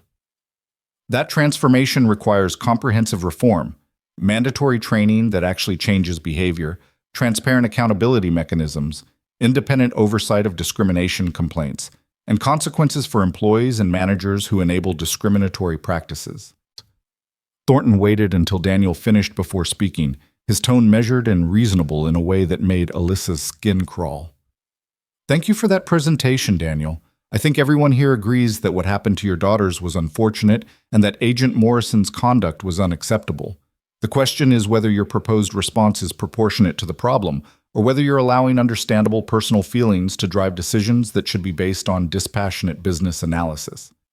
Dispassionate business analysis, Karen muttered, just loud enough for Alyssa to hear. Translation: let's ignore the human cost and focus on the money. Thornton continued as if he hadn't heard. You grounded flights across the country, creating massive disruptions that cost this company an estimated $7 million in direct expenses and immeasurable damage to our reputation. You suspended an employee without completing proper investigation procedures, exposing us to potential wrongful termination lawsuits. And now you're proposing reforms that will cost tens of millions to implement while opening us up to regulatory scrutiny and legal liability from passengers who may come forward claiming historical discrimination. He leaned forward, his expression serious but not unkind. Nobody is defending Morrison's behavior, but the prudent approach is to handle this incident quietly. Terminate Morrison's employment with appropriate legal protections. Settle privately with your family, implement targeted improvements to our complaint process, and move forward without the massive disruption and expense of the comprehensive reforms you're proposing. Several board members nodded, and Alyssa felt her stomach drop. Thornton was good at this, she realized, making injustice sound reasonable, making the continuation of harmful practices sound like prudent business management. With respect, Daniel said, his voice hard, that's exactly the approach that created this problem. Morrison has been handled quietly 17 times. Each time we implemented targeted improvements that changed nothing. The definition of insanity is doing the same thing repeatedly and expecting different results. The definition of good governance, Thornton countered, is making decisions based on facts and analysis, not emotions and anger. Nobody questions that you're angry, Daniel. You're a father. Your daughters were mistreated. But CEO is not synonymous with avenging father. The board hired you to run this company effectively, not to use it as a platform for personal crusades. The words hung in the air, and Alyssa saw Graham Morrison, the swing vote, nodding slightly. Thornton was winning, she realized with dawning horror. He was successfully reframing this entire situation as Daniel being emotional and impulsive rather than principled and necessary. Now would be a good time, Jennifer Reeves said quietly, looking at the twins, before this narrative sets. Alyssa stood, her legs shakier than she'd expected. Beside her, Brielle rose as well, and they moved to the front of the room together, facing the board members who held their father's future in their hands. "My name is Alyssa Carter," she said, forcing her voice to stay steady. "And I want to tell you what it felt like to stand at that check-in counter while Agent Morrison decided I didn't belong there." The board members shifted in their seats, and Alyssa could feel their discomfort at being forced to look directly at the people they'd been discussing in abstract terms. She held Graham Morrison's gaze deliberately, willing him to see her as more than a data point in a business decision. "We did everything right," she continued, her voice gaining strength. "We had valid tickets, valid IDs. We were polite. We were early. We were dressed appropriately. We were prepared. And none of it mattered because the moment Agent Morrison looked at us, she saw two black girls who couldn't possibly belong in first class." Brielle stepped forward, her voice quieter but no less powerful. "You can see it in the security footage. That moment when she looks up, the way her expression changes. She decided who we were in half a second, and everything that followed was just her finding justifications for a conclusion she'd already reached." "She made us wait," Alyssa said, the memory sharp and immediate despite the days that had passed. "Not because our tickets needed verification. You can see in the system records that they were clearly valid. She made us wait because she wanted to, because making us wait, making us stand there while other passengers moved smoothly through, was a way of putting us in our place. And when we questioned it," Brielle continued, the twins falling into the rhythm they'd practiced, "when we politely asked why our tickets needed additional verification, we became threatening, disruptive, suspicious, because asking questions while black is apparently a security concern." Alyssa watched Graham Morrison's face as they spoke, saw something shifting in his expression, discomfort deepening into recognition, perhaps even shame. But Thornton's face remained impassive, and several other board members looked more irritated than moved by the testimony. "She tore our boarding passes in half," Alyssa said, her voice dropping lower, forcing them to lean in to hear. "And for just a second, she smiled. Like she'd won something, like putting us in our place gave her satisfaction." The conference room was absolutely silent now, the only sound the quiet hum of the air conditioning system. Alyssa let the silence stretch, let them sit with the image she'd created, before continuing. "Mr. Thornton called this an unfortunate incident," she said, looking directly at the silver-haired billionaire. "But it wasn't an incident. It was a choice. Agent Morrison chose to profile us. She chose to delay us unnecessarily. She chose to call security when we asked reasonable questions. She chose to deny us boarding based on false accusations. And your company chose to enable her by ignoring 17 previous complaints that showed the exact same pattern." "Now you're being asked to make another choice," Brielle said, her voice steadier than Alyssa had expected. "You can choose to handle this quietly, like Mr. Thornton suggested. Fire Agent Morrison, pay us some settlement money, implement minor policy changes that won't actually change anything, and go back to business as usual. That's certainly the easier choice, the less expensive choice, the choice that protects this company's reputation and stock price.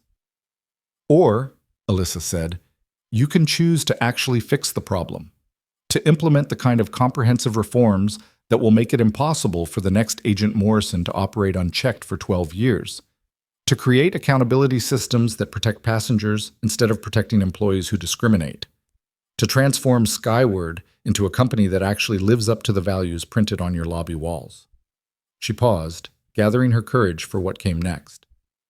"I know which choice is easier, but I'm asking you to make the harder choice, because we're not the first people this has happened to, and if you choose wrong today, we won't be the last." "Thank you, girls," Jennifer Reeves said quietly. "That was very powerful testimony." Alyssa and Brielle returned to their seats beside their parents, and Alyssa felt her mother's hand squeeze hers briefly, a gesture of support and pride.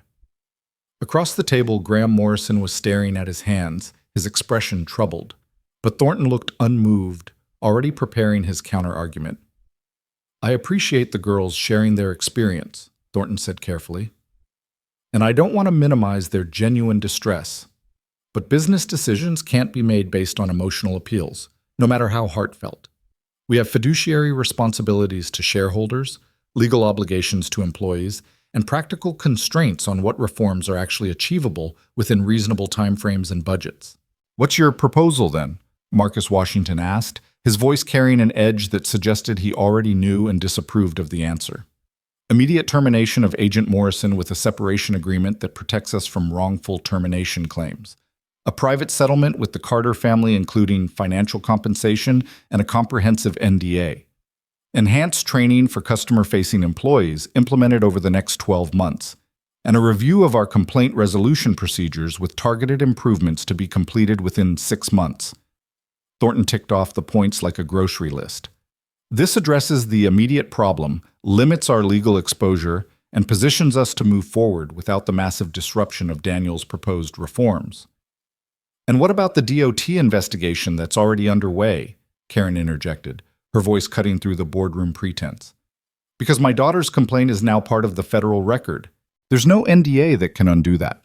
The Department of Transportation is going to investigate whether Skyward Airline systematically discriminates against passengers of color. Your targeted improvements aren't going to satisfy federal investigators." Thornton's expression tightened slightly, the first crack in his controlled facade. "Then we cooperate fully with the investigation while implementing our own internal reforms. We demonstrate good faith efforts to address the issues raised. That's how you handle regulatory scrutiny. With compliance, not confrontation."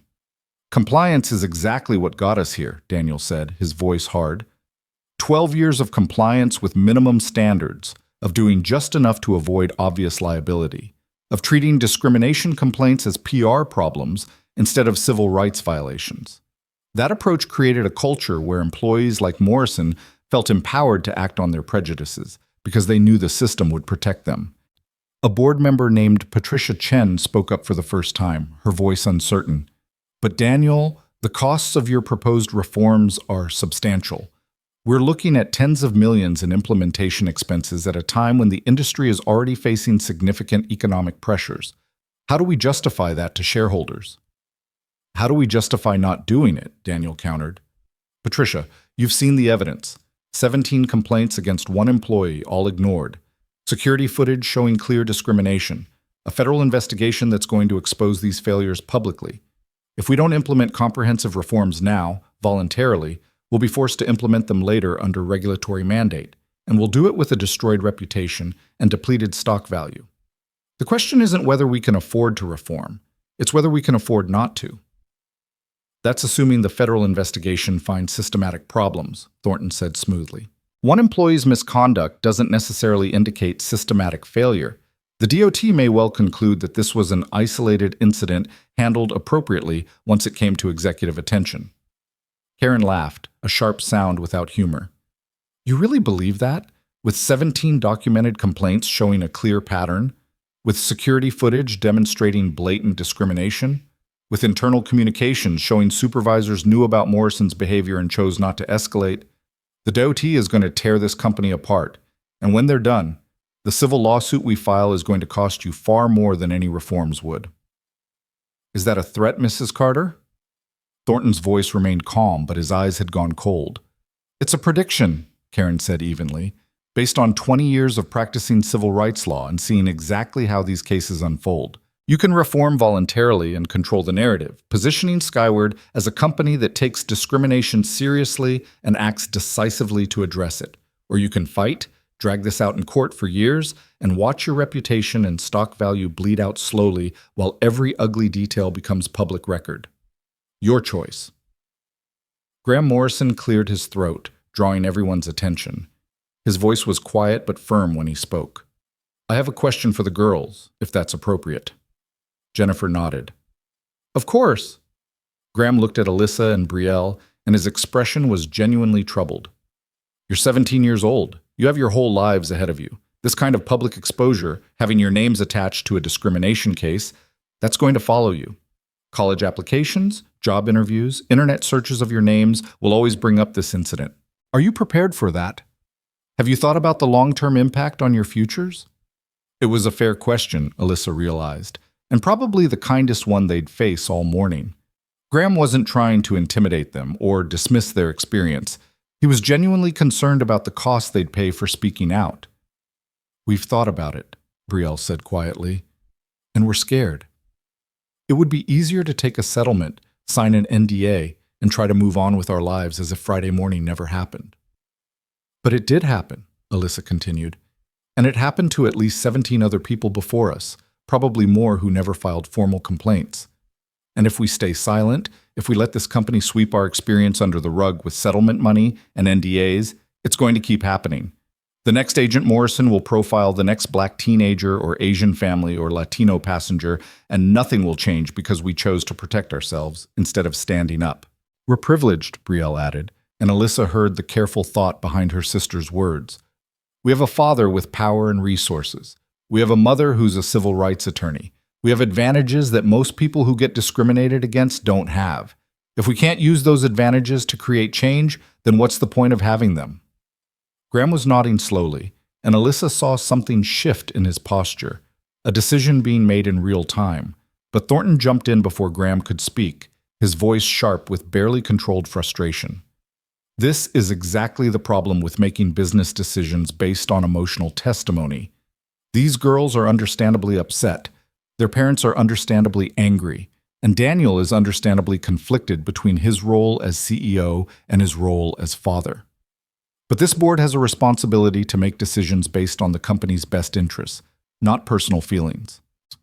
The company's best interests include not being sued into bankruptcy," Marcus Washington said dryly, "and not having the federal government mandate reforms that we should have implemented voluntarily. Richard, you're framing this as emotion versus logic, but that's a false dichotomy. Logic says we're facing massive legal and regulatory exposure. Logic says our current complaint resolution system is inadequate. Logic says comprehensive reform now is cheaper than forced reform later. Logic also says we don't have unlimited resources," Thornton shot back. "Daniel's proposed reforms require hiring dozens of new compliance staff, implementing new training programs across every airport we serve, creating independent oversight mechanisms, and rebuilding our complaint resolution infrastructure from the ground up. We're talking about $50 to $70 million over the next 2 years, during a period when we're already operating with thin margins.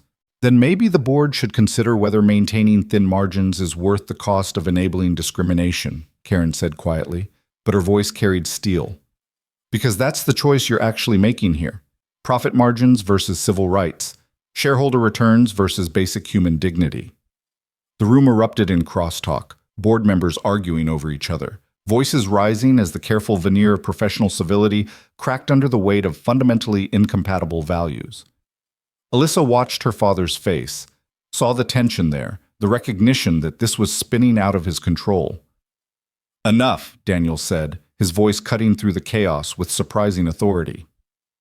The room fell silent, all eyes turning to him. "I understand the concerns about cost. I understand the worry about regulatory exposure and legal liability. I understand that comprehensive reform is expensive and disruptive. But I want to be absolutely clear about something." He stood, moving to the front of the room, his presence commanding despite the opposition he faced. "I didn't become CEO of this company to maintain the status quo. I became CEO to make Skyward better, safer, more efficient, more profitable, and yes, more just. What happened to my daughters is unacceptable. The systematic failures that allowed it to happen are unacceptable. And this board's apparent willingness to continue those failures in the name of protecting profit margins is unacceptable. So here's my position," Daniel continued, his voice absolutely steady. "The reforms I've proposed are non-negotiable. We implement them fully, we implement them immediately, and we do it voluntarily before federal regulators force us to. If this board doesn't support that direction, then you need to find a new CEO who's willing to lead a company that discriminates against its passengers, because I won't do it." The ultimatum hung in the air, stark and uncompromising. Thornton's face had gone red, anger breaking through his carefully controlled expression. "You're threatening to resign if we don't approve your proposals. That's holding the board hostage." "I'm offering you a choice," Daniel corrected. "Support comprehensive reform and keep a CEO who's committed to transforming this company into something better. or reject reform and find someone who's willing to maintain a discriminatory status quo. But I won't be that person. I won't lead this company halfway. Either we fix this completely, or I leave and I take everything I know public. The choice is yours." Patricia Chen looked genuinely distressed. "Daniel, you're asking us to make a decision under duress. That's not appropriate governance." "What's not appropriate governance," Marcus said sharply, "is allowing discrimination to flourish for 12 years while we collected dividends and congratulated ourselves on our diversity statements. Daniel is asking us to do what we should have done a decade ago. The only reason it feels like duress is because we're finally being forced to confront failures we've been ignoring." Jennifer Reeves was nodding. "I move that we vote on Daniel's reform proposals as presented. Implementation of comprehensive anti-discrimination measures, independent oversight of complaints, mandatory training with accountability mechanisms, and transparent reporting of discrimination incidents. All in favor?" "That's premature," Thornton objected. "We haven't finished discussion. There are questions about implementation costs, legal exposure, timing. We've been discussing for 90 minutes, Jennifer interrupted. And the discussion is going in circles because some board members don't want to vote on record for reforms they privately oppose. So let's vote.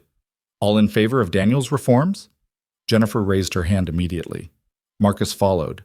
And after a long, tense moment, Daniel raised his own hand. 3 votes. They needed 4. The room held its breath as every eye turned to Graham Morrison. The swing vote. The cautious man who wanted to be remembered for building things, not presiding over scandals. His face was pale, his hand trembling slightly where it rested on the conference table. "Graham," Thornton said quietly, his voice carrying both warning and promise. "Think carefully about this. The financial implications of these reforms could affect this company's viability. You could be voting to destroy what you've spent 8 years helping to build. Or, Marcus countered, you could be voting to transform it into something better, something that actually lives up to its stated values." Graham looked at the twins, his expression anguished. "I have grandchildren your age," he said quietly. 3 granddaughters, 2 grandsons. And I keep thinking about what I'd want to happen if they were treated the way you were treated. If they were profiled and humiliated and denied dignity because of who they are. "Graham, don't," Thornton started, but Graham held up his hand. "I'd want the system to change," Graham said, his voice growing stronger. "I'd want accountability. I'd want reforms that made sure it couldn't happen again, not just to my grandchildren, but to anyone." He looked at Daniel, then back at the twins. "You asked if I've thought about legacy. I have. And I don't want my legacy to be protecting profit margins while discrimination flourished." Graham Morrison raised his hand. 4 votes. A majority. The room erupted again, this time with Thornton's voice rising above the chaos. "This is a mistake, a catastrophic mistake that this board will regret. I want my opposition noted in the official minutes." "Noted," Jennifer said calmly. "The motion passes 4-3. Daniel's reform proposals are approved for immediate implementation." Alyssa felt Brielle grab her hand, squeezing so hard it hurt. They'd won.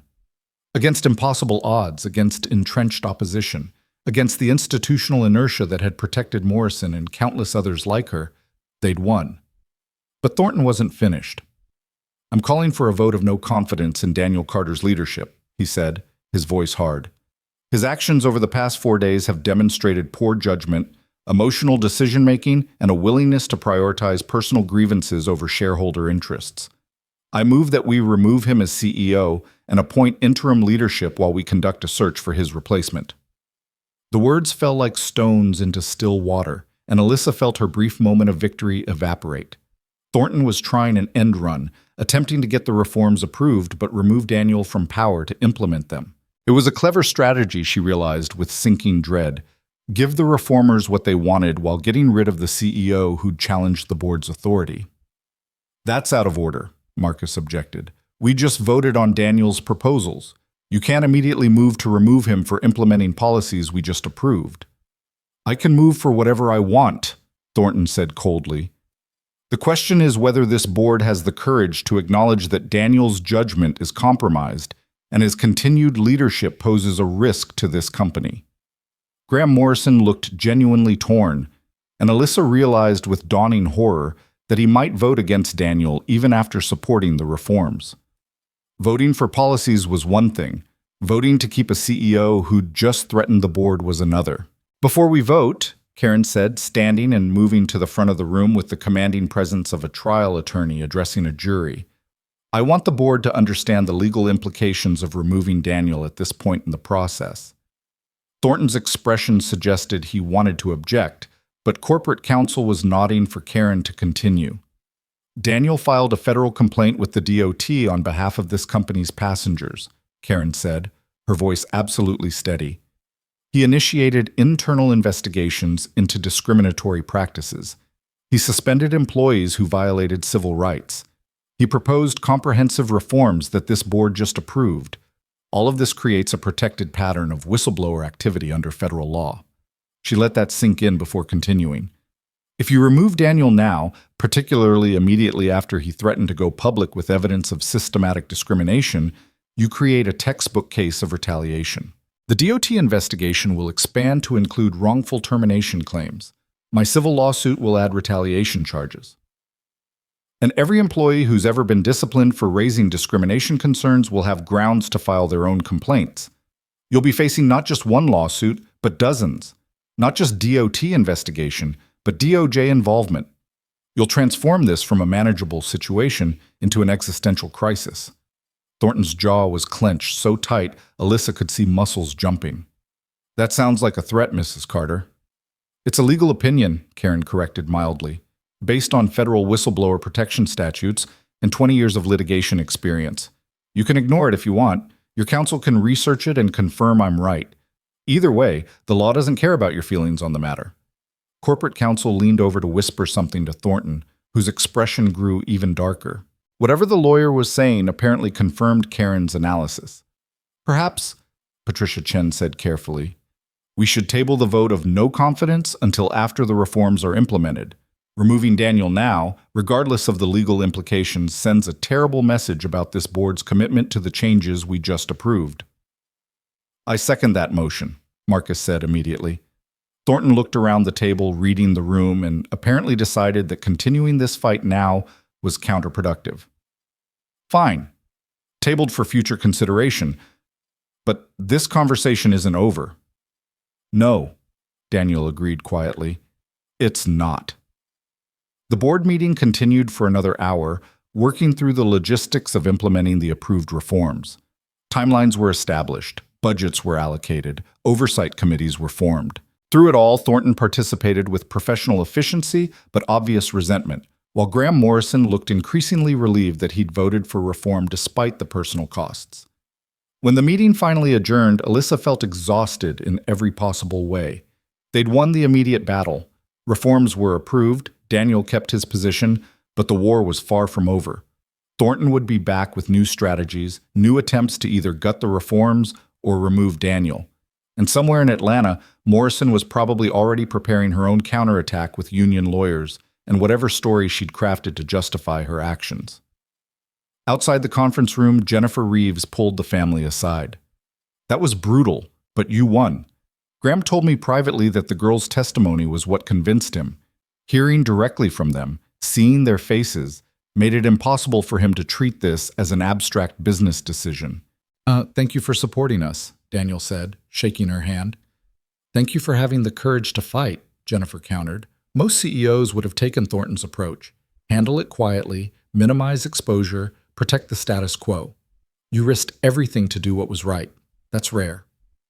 As they rode the elevator down to the parking garage, Alyssa finally allowed herself to feel the full weight of what had just happened. They'd stood in a room full of powerful people and forced them to confront uncomfortable truths.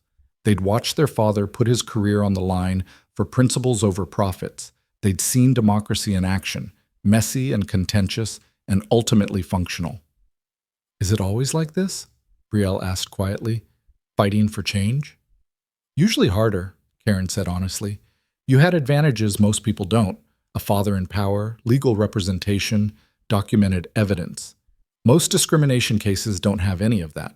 They're one person's word against an institution's denial, and institutions almost always win. But not today, Alyssa said. Not today, Daniel confirmed. Today we won. They drove back to the apartment in silence, each processing the morning's events in their own way. The California sunshine seemed brighter now, or perhaps Alyssa's perception had shifted with the victory. She watched the city pass outside the window, people going about their lives, unaware that in a corporate tower a few miles away, a small group had just forced one of the country's largest airlines to confront its failures. Back at the apartment, Daniel made coffee, while Karen began drafting a press release. They'd agreed with the board's communications team to release a statement before the end of business that day, getting ahead of the story, controlling the narrative, announcing the reforms before journalists started asking questions about the DOT investigation. Alyssa's phone buzzed with a text from her best friend Maya back in Atlanta. "Girl, your name is trending on Twitter. What's happening?" She opened Twitter with a sense of dread, and sure enough, #Skyward Discrimination was trending nationally. Someone had leaked details of the DOT complaint, probably union lawyers trying to get ahead of the story with Morrison's version of events. The tweets were a mix of support and skepticism, people arguing about what had really happened, whether the twins were telling the truth, whether their father had abused his power. "It's starting," she said, showing the phone to her parents. Daniel's expression hardened. "Earlier than we wanted, but we're prepared.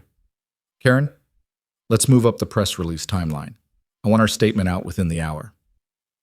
The next few hours were a blur of activity. The official press release went out at 2 p.m. Pacific time, followed immediately by a prepared video statement from Daniel that had been recorded that morning.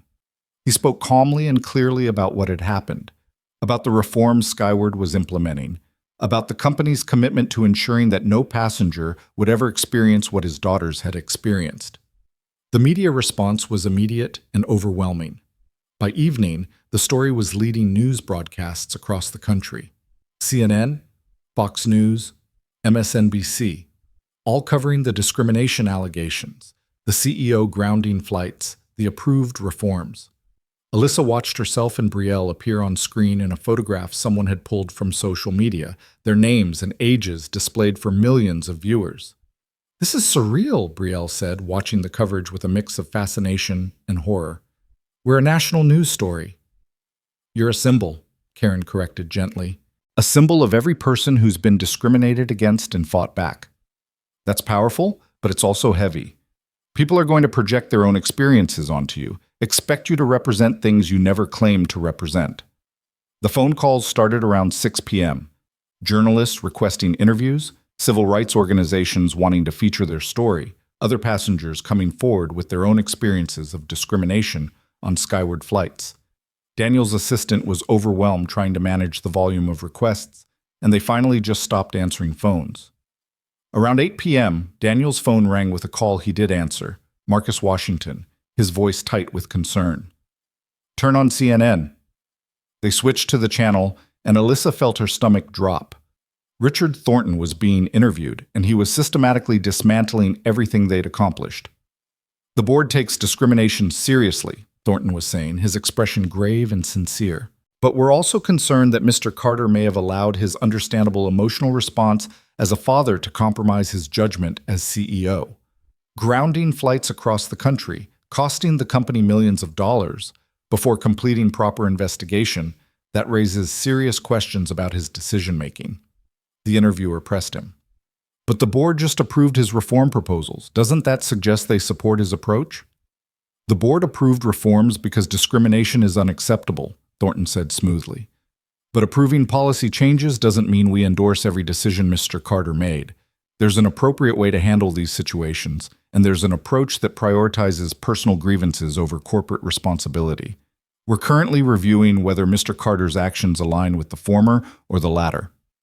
"He's undermining Dad," Brielle said, her voice rising with anger. "He lost the board vote, so now he's trying to win in the court of public opinion." "That's exactly what he's doing," Karen confirmed. "He's laying groundwork for another vote of no confidence. If he can create enough doubt about Daniel's judgment, if he can convince shareholders that Daniel is a liability, he can force Graham and Patricia to reconsider their support." Daniel was already on his phone, texting rapidly. "I'm calling an emergency press conference for tomorrow morning. We're releasing the security footage publicly. Let the world see exactly what happened and judge for themselves whether my response was appropriate."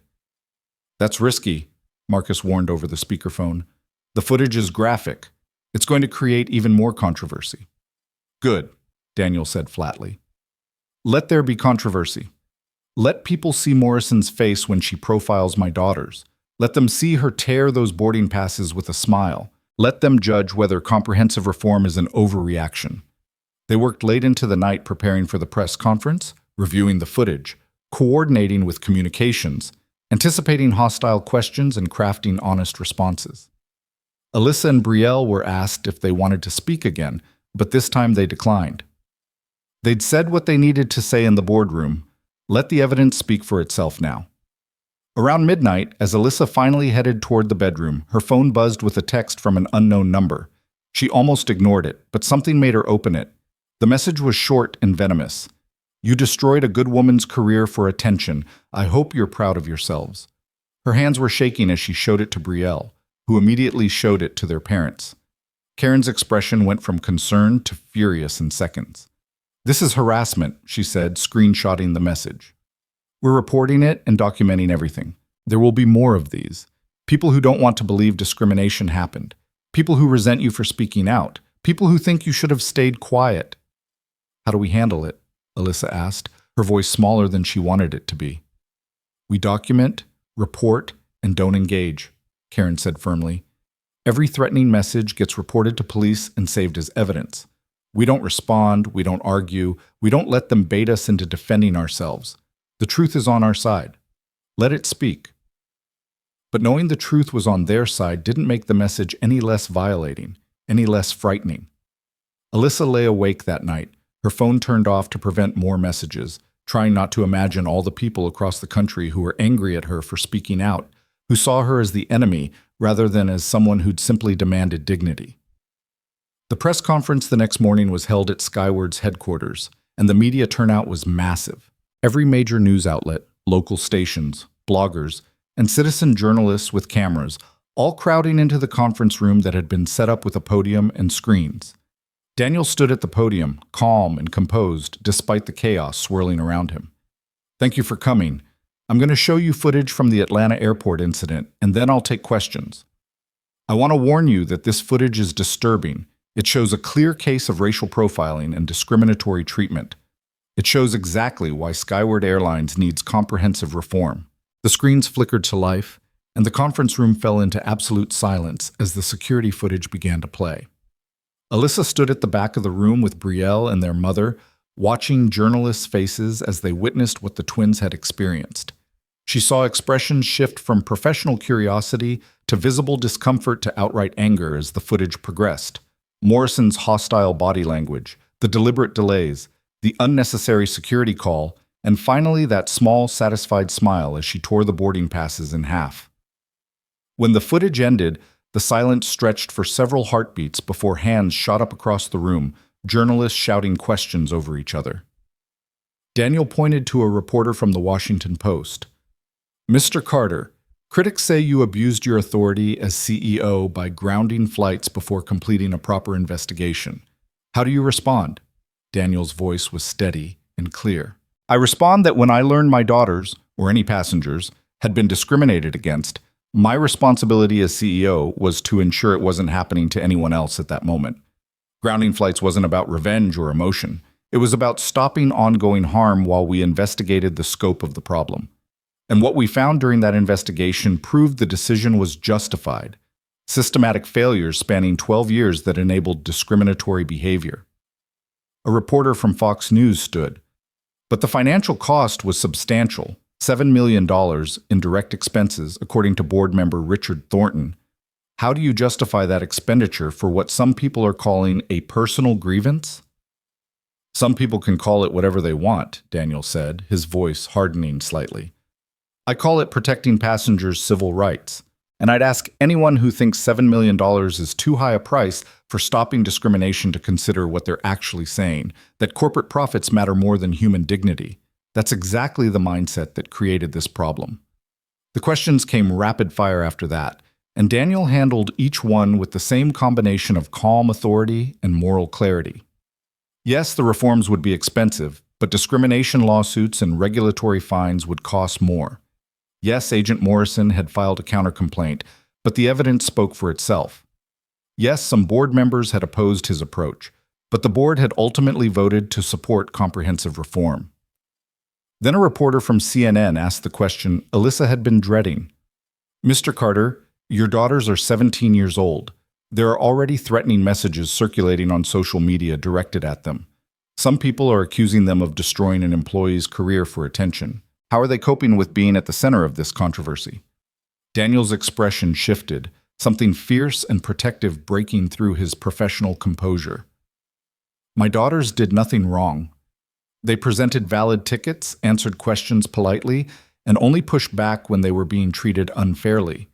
The fact that some people respond to their testimony by sending threats rather than examining their own biases tells you everything you need to know about why these reforms are necessary. He paused, his voice dropping but losing none of its intensity. And I want to be clear about something. Anyone who harasses or threatens my daughters will face legal consequences. We are documenting every threatening message, every attempt at intimidation, and we will prosecute to the fullest extent of the law. These are children. They are victims of discrimination who had the courage to speak out. If your response to their courage is violence or threats, then you are part of the problem we're trying to fix. The press conference continued for another 40 minutes, but Alyssa barely heard the rest. She was focused on her father's defense of them, the absolute conviction in his voice that they had done the right thing. Whatever happened next, whatever threats came, whatever controversies erupted, they had that certainty as an anchor. After the press conference ended, they escaped through a back entrance to avoid the media scrum, returning to the apartment where Daniel's assistant had compiled a preliminary report on public response. The footage had gone viral within minutes of release, trending on every social media platform. The reactions were predictably divided, some people expressing outrage at Morrison's behavior, others defending her and attacking the twins, still others debating whether Daniel had overreacted. But the tide seemed to be turning in their favor. Multiple civil rights organizations issued statements supporting the Carter family. Other passengers began coming forward publicly with their own stories of discrimination on skyward flights, creating a pattern that was impossible to dismiss as isolated incidents. And perhaps most significantly, Skyward's employees started speaking out. A black flight attendant posted a video describing years of racist comments from passengers that the company had ignored. A Latino gate agent talked about being passed over for promotions despite excellent performance reviews. An Asian American pilot discussed the microaggressions and assumptions he faced from both colleagues and passengers. The floodgates had opened, and suddenly the narrative wasn't just about one incident with two teenage girls. It was about a systematic culture that had failed employees and passengers of color for years. This is what we needed, Karen said, scrolling through the testimonials. Individual stories can be dismissed or questioned, but when dozens of people come forward with similar experiences, it becomes undeniable pattern evidence. Over the next 3 days, the story continued to dominate news cycles. Morrison's union held their own press conference, with Morrison herself appearing to deny the allegations and claim she'd been unfairly targeted. But her performance was wooden and unconvincing, and the security footage had already done its damage. Public opinion polls showed that 73% of Americans believed the twins' account, and 61% supported Skyward's reform efforts.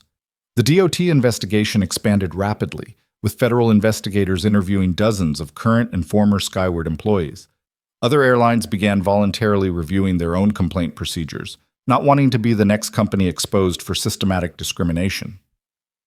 Congress announced hearings on discrimination in the airline industry. What had started as one incident at one airport had catalyzed a national conversation about how companies handle civil rights violations.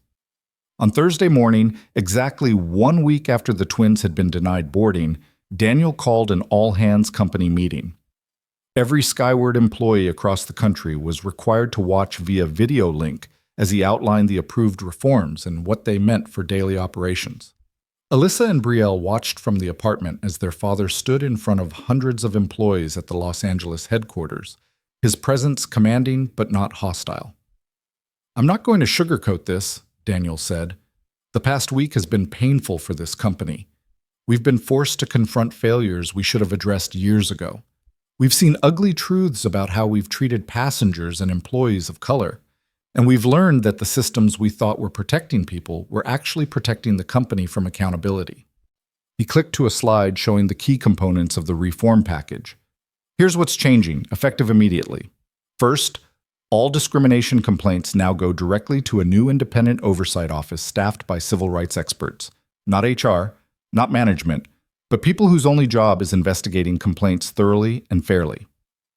Second, any employee with 3 substantiated complaints of discriminatory behavior is automatically terminated. No more second chances, no more additional training that changes nothing. 3 strikes, and you're out. The employees in the room were silent, but Alyssa could see some nodding while others looked deeply uncomfortable. Third, Daniel continued, we're implementing mandatory bias training for every single employee, not the checkbox online courses that people click through without learning anything, but intensive in-person training with regular refresher sessions. And your performance reviews will include evaluation of how you treat passengers and colleagues of different backgrounds. Discrimination will not be tolerated, and it will have career consequences. He paused, letting that sink in before continuing.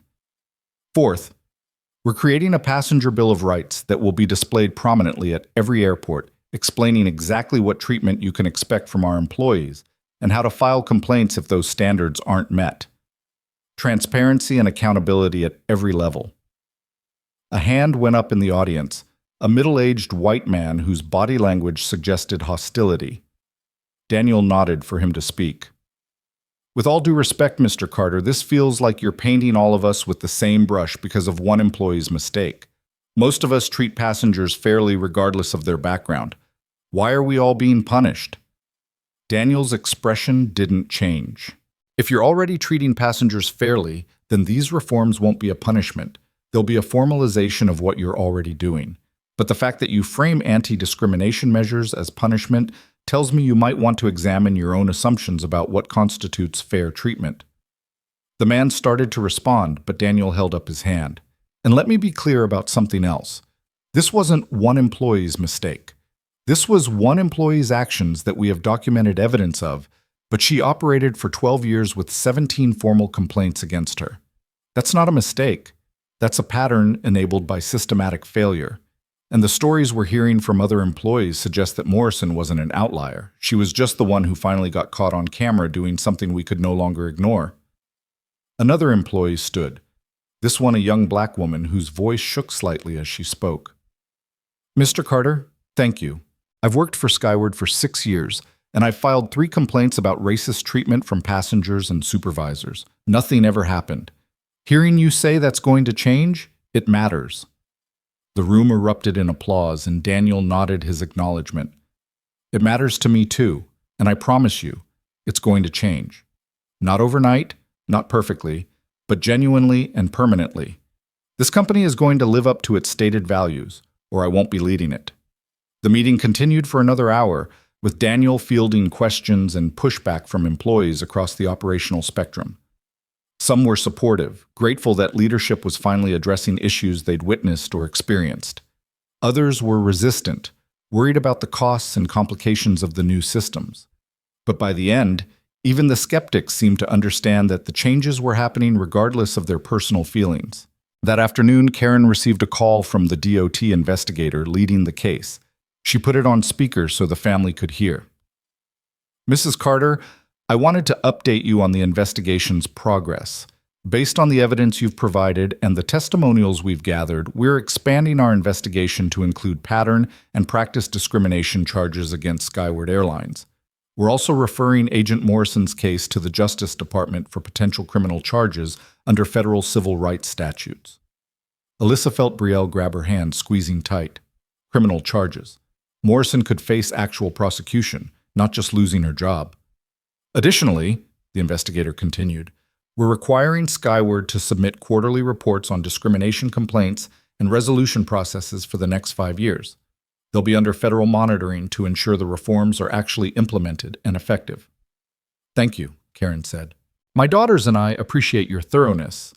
After the call ended, Daniel's phone immediately rang. It was Marcus Washington. The DOT just gave us the monitoring requirements.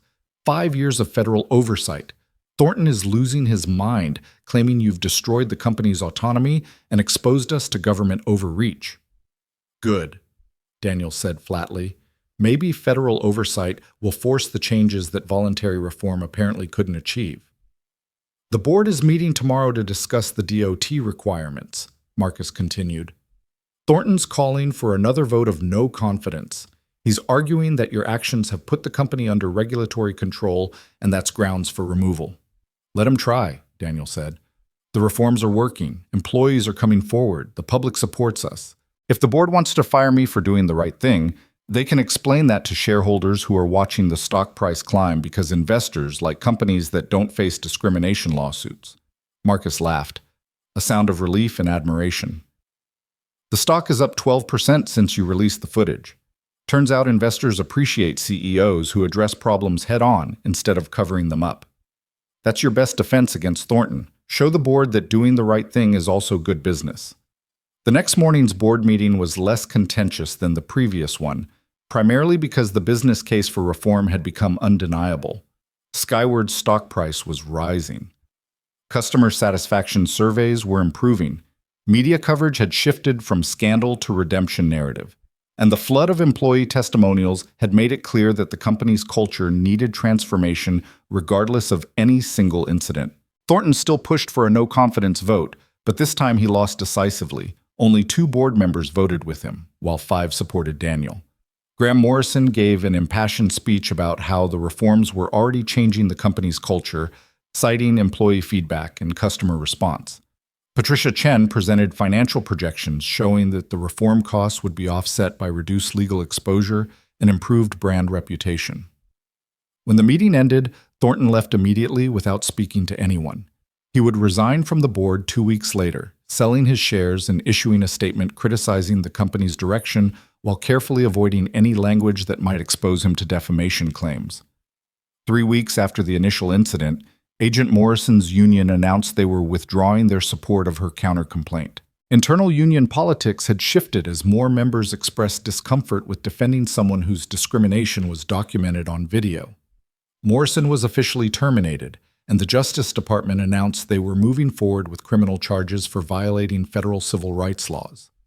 The day that announcement came, Alyssa felt something shift inside her chest. Not triumph exactly, but a sense of accountability finally being served. Morrison would face real consequences for her actions. The system that had protected her for 12 years was being dismantled, and the reforms that Daniel had fought for were being implemented across Skyward's entire operation. But the true measure of change came 6 weeks later, when the twins were scheduled to fly back to Atlanta for the start of their senior year. Karen insisted on flying with them, still protective despite everything that had happened. They arrived at LAX 3 hours early, all of them tense with the memory of what had occurred the last time they'd tried to fly. They approached the check-in counter together, and the agent, a young Asian woman whose name tag read Michelle, looked up with a genuine smile. "Good afternoon. Flying to Atlanta today?" Alyssa handed over their tickets and IDs, her heart pounding despite knowing rationally that this should be different. Michelle processed everything efficiently, scanning documents and typing rapidly. "Okay, Ms. Carter and Ms. Carter and Ms. Carter, you're all confirmed in first class. Your flight board's in 2 hours from gate 52. Is there anything else I can help you with today?" That was it. No suspicious looks, no unnecessary delays, no questions about who had purchased their tickets or whether they really belonged in first class. Just professional, courteous service, exactly what should have happened the first time. "Thank you," Brielle said, her voice thick with emotion. As they walked toward security, Alyssa noticed something else, a large poster mounted prominently near the checkpoint. It displayed Skyward's new passenger Bill of Rights, outlining in clear language what travelers could expect and how to report discrimination. At the bottom was a QR code linking directly to the Independent Oversight Office. They made it through security without incident, grabbed coffee at a cafe near their gate, and settled into seats overlooking the tarmac. Around them, travelers moved through their normal routines, reading, working on laptops, managing children, living their ordinary lives. The normalcy of it felt almost surreal after everything they'd been through. "How do you feel?" Karen asked quietly. Alyssa considered the question honestly. "Scared," she admitted, "but also proud. We didn't just fight for ourselves. We fought for everyone who came before us, and everyone who'll come after." Their flight boarded without incident. They took their first-class seats, the same row numbers they'd been originally assigned 7 weeks ago, and a flight attendant brought them water and warm towels without a hint of judgment or suspicion. As the plane pushed back from the gate and began its taxi toward the runway, Alyssa looked out the window at the airport sprawling below them. Somewhere in this massive operation, reforms were being implemented. Oversight officers were investigating complaints. Employees were attending mandatory training. Systems were being rebuilt to prioritize dignity and accountability over institutional protection. The work was far from complete. Changing an entire corporate culture would take years. But it had begun, and it had begun because two teenage girls had refused to accept that discrimination was just the cost of traveling while black. The plane lifted off, Los Angeles falling away beneath them, and Alyssa felt something she hadn't felt since before that Friday morning in Atlanta. A sense of possibility. Not naive optimism that everything would always be fair, but genuine hope that when injustice occurred, there were now systems in place to address it. Accountability existed where it hadn't before. Transparency replaced cover-ups, and the next person who faced discrimination at a skyward counter would have protections and recourse that hadn't existed before. Brielle was reading on her tablet, and Alyssa leaned over to see what held her attention. It was an article about the congressional hearings on airline discrimination, featuring testimony from civil rights advocates and industry experts. The Carter sisters were mentioned prominently, their case cited as the catalyst that forced industry-wide reform. "We're in history books now," Brielle said quietly. "Not the way I imagined when I was younger, but maybe the way that matters more." The flight to Atlanta took 5 hours, and they landed to find their father waiting at the gate. He'd flown in separately for a meeting with the Atlanta Airport Authority about implementing the reforms at hub locations. The reunion was brief but emotional, all four of them wrapped together while other passengers flowed around them. "I'm proud of you," Daniel said, holding his daughters close. "Both of you. You showed more courage than most adults manage in a lifetime." "We learned from you," Alyssa said simply. They drove to the family's Atlanta home, and as they pulled into the familiar driveway, Alyssa felt the weight of the past 2 months settling on her shoulders. They'd won, truly won, but victory had cost more than she'd anticipated. The threatening messages had continued sporadically, though less frequently as the news cycle moved on. Their names were permanently attached to this incident, searchable by anyone with internet access. They'd sacrificed anonymity and privacy for justice and reform. But they'd also gained something, a sense of agency, of power wielded for purpose. The knowledge that when they faced injustice, they could fight back effectively. The pride of having used their privilege, their father's position, their mother's legal expertise, their own articulateness, to create change that would benefit people who lacked those advantages. School started the following week, and Alyssa quickly discovered that being a national news story made senior year complicated. Some classmates treated her like a hero, others avoided her entirely, and a few made it clear they thought she'd overreacted and destroyed an innocent woman's career. She learned to navigate the attention with practiced neutrality, neither seeking recognition nor apologizing for what she'd done. Her college application essays practically wrote themselves. Every school wanted to know about the discrimination incident and what she'd learned from it. She wrote honestly about the experience, the violation, the fear, the decision to speak out, the cost and the rewards of standing up for principle. Multiple universities extended early acceptance offers, several explicitly citing her courage and moral clarity as factors in their decisions. Brielle took a different path, becoming more involved in civil rights advocacy at school and in the broader Atlanta community. She started a student group focused on documenting and addressing discrimination in their school district, applying the lessons they'd learned about systematic change to their immediate environment. When the group presented their findings to the school board 6 months later, several policies were changed to create better accountability for bias incidents. Daniel remained CEO of Skyward Airlines, his position secure after Thornton's departure, and Graham Morrison's continued support. The reforms were implemented on schedule, and quarterly reports to the DOT showed significant improvements in how discrimination complaints were handled. The Independent Oversight Office investigated over 200 complaints in its first year, substantiating 47 and resulting in 23 employee terminations. The numbers were simultaneously encouraging, showing the system was working, and disturbing, revealing how much discrimination had been occurring without effective accountability. Karen continued her civil rights practice, but she also joined Skyward's board as an independent director focused on diversity and inclusion initiatives. Her presence there ensured that someone with deep expertise in civil rights law was involved in every major policy decision. She pushed for reforms beyond what Daniel had initially proposed, expanding protections and accountability mechanisms until Skyward became recognized as an industry leader in addressing discrimination. Agent Morrison pleaded guilty to federal civil rights violations and was sentenced to 6 months in prison, followed by 2 years of probation and mandatory bias training. The criminal prosecution sent a message that discriminatory conduct by airline employees could have consequences beyond just losing a job. Several other airlines immediately reviewed their own complaint histories and quietly terminated employees with patterns of discrimination complaints. The civil lawsuit that Karen filed on the twins' behalf was settled out of court for an undisclosed amount that was donated entirely to civil rights organizations focused on transportation equity. The twins didn't want the money. They'd never fought for financial compensation, and donating it felt like the appropriate conclusion to a case that had always been about principle over profit. 18 months after that Friday morning in Atlanta, Alyssa and Brielle graduated from high school. They'd both chosen to attend colleges in different cities, Alyssa heading to Stanford to study policy and social change, Brielle going to Howard University to pursue law like their mother. The separation would be their first 17 years of shared life, diverging into individual paths. But on their graduation night, they sat together on the back porch of their Atlanta home, watching the sunset paint the sky in shades of orange and pink. Daniel was inside preparing dinner, and Karen was on a conference call about a new discrimination case she'd taken on.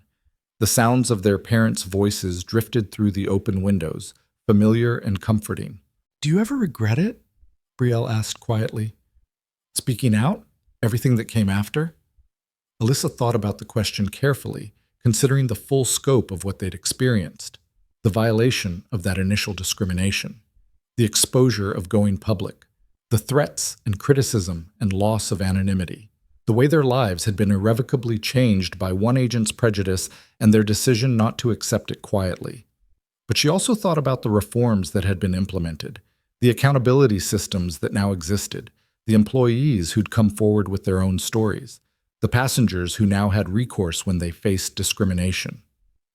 She thought about the Justice Department prosecuting civil rights violations, Congress holding hearings, the airline industry voluntarily improving their practices to avoid becoming the next Skyward scandal. "No," she said finally. "I don't regret it. It was hard, and sometimes I wish we could have fought for change without becoming public figures. But regret? No. We made the world a little bit better. Not perfect, nowhere close to perfect, but measurably better than it was before. That matters." Brielle nodded slowly, and they sat in companionable silence as the sky darkened and stars began to appear. Inside, Daniel called them for dinner, and they stood together, two young women who'd learned far earlier than most that courage meant confronting injustice, even when the cost was high. 3 years later, Alyssa stood in a congressional hearing room in Washington, D.C., testifying before the Transportation Committee about airline discrimination and the effectiveness of various reform measures. She was 20 years old, a junior at Stanford, and she spoke with the confidence of someone who'd faced far more intimidating audiences than elected officials. The reforms that began with one incident at one airport had expanded nationally, with federal regulations now requiring all airlines to implement independent oversight of discrimination complaints. The legislation was nicknamed the Carter Amendment, in recognition of the case that had catalyzed change, though Alyssa found that simultaneously humbling and uncomfortable. After her testimony, a young black woman approached her in the hallway. She was maybe 25, dressed in business casual attire, and her eyes held the kind of recognition that came from shared experience. "I just wanted to thank you," the woman said quietly. 2 months ago, I was denied boarding on a Delta flight. The agent claimed my ticket was fraudulent, even though it was clearly valid in the system. But because of the reforms your case created, I was able to file a complaint with the Independent Oversight Office. They investigated, found the agent had a pattern of discriminatory behavior, and she was terminated. My case was resolved in 3 weeks instead of being buried in paperwork. The system worked because you fought to create it. Alyssa felt tears prick her eyes, emotion rising unexpectedly. This was why it had mattered, not for recognition or validation, but for this: one person's dignity protected, one discriminatory employee held accountable, one small victory enabled by systematic change. "Thank you for telling me," Alyssa said, embracing the woman briefly. "That's what we fought for. I'm glad the system worked for you." As she left the Capitol building and walked through DC's afternoon sunshine, Alyssa thought about that Friday morning in Atlanta that had changed everything. She thought about standing at that check-in counter, watching Agent Morrison tear their boarding passes with that small, satisfied smile, feeling powerless and violated and angry. She thought about her father grounding flights, her mother filing federal complaints, standing in that boardroom forcing powerful people to confront uncomfortable truths. She thought about the cost, the threats, the exposure, the permanent association with a traumatic incident that she could never fully escape. But mostly she thought about all the people since then who'd filed complaints and seen them investigated fairly, who'd been protected by systems that now existed because her family had refused to accept that discrimination was simply the cost of moving through the world. The fight wasn't over. Discrimination still happened, systems still failed, injustice still occurred with depressing regularity. But there was accountability now where there hadn't been before. There was transparency, oversight, consequences. The work of creating a truly just society was far from complete, but it had advanced measurably from where it had been. And that, Alyssa thought, as she headed toward the metro station, was what victory actually looked like. Not perfect resolution, not the end of struggle, but genuine progress earned through courage and sacrifice, and the absolute refusal to accept injustice as inevitable. She boarded her train, just another young woman in a city full of them, her story now woven into the larger tapestry of civil rights progress. Somewhere in Los Angeles, her father was leading a company that had been transformed by crisis. Somewhere in Washington, her mother was litigating the next discrimination case. Somewhere in DC, her sister was studying law, preparing to carry forward the fight for justice in her own way. And somewhere across the country, passengers of every background were boarding flights without fear of discrimination, protected by systems that existed because two 17-year-old girls had refused to be erased, had demanded dignity, and had transformed their private violation into public accountability. The train carried her through the tunnel beneath the city, and Alyssa closed her eyes, letting the rhythm of movement carry her forward toward whatever came next. The journey that had begun with torn boarding passes and a father's fierce protection had led her here, to this moment, this city, this life shaped by the decision to fight back instead of staying silent.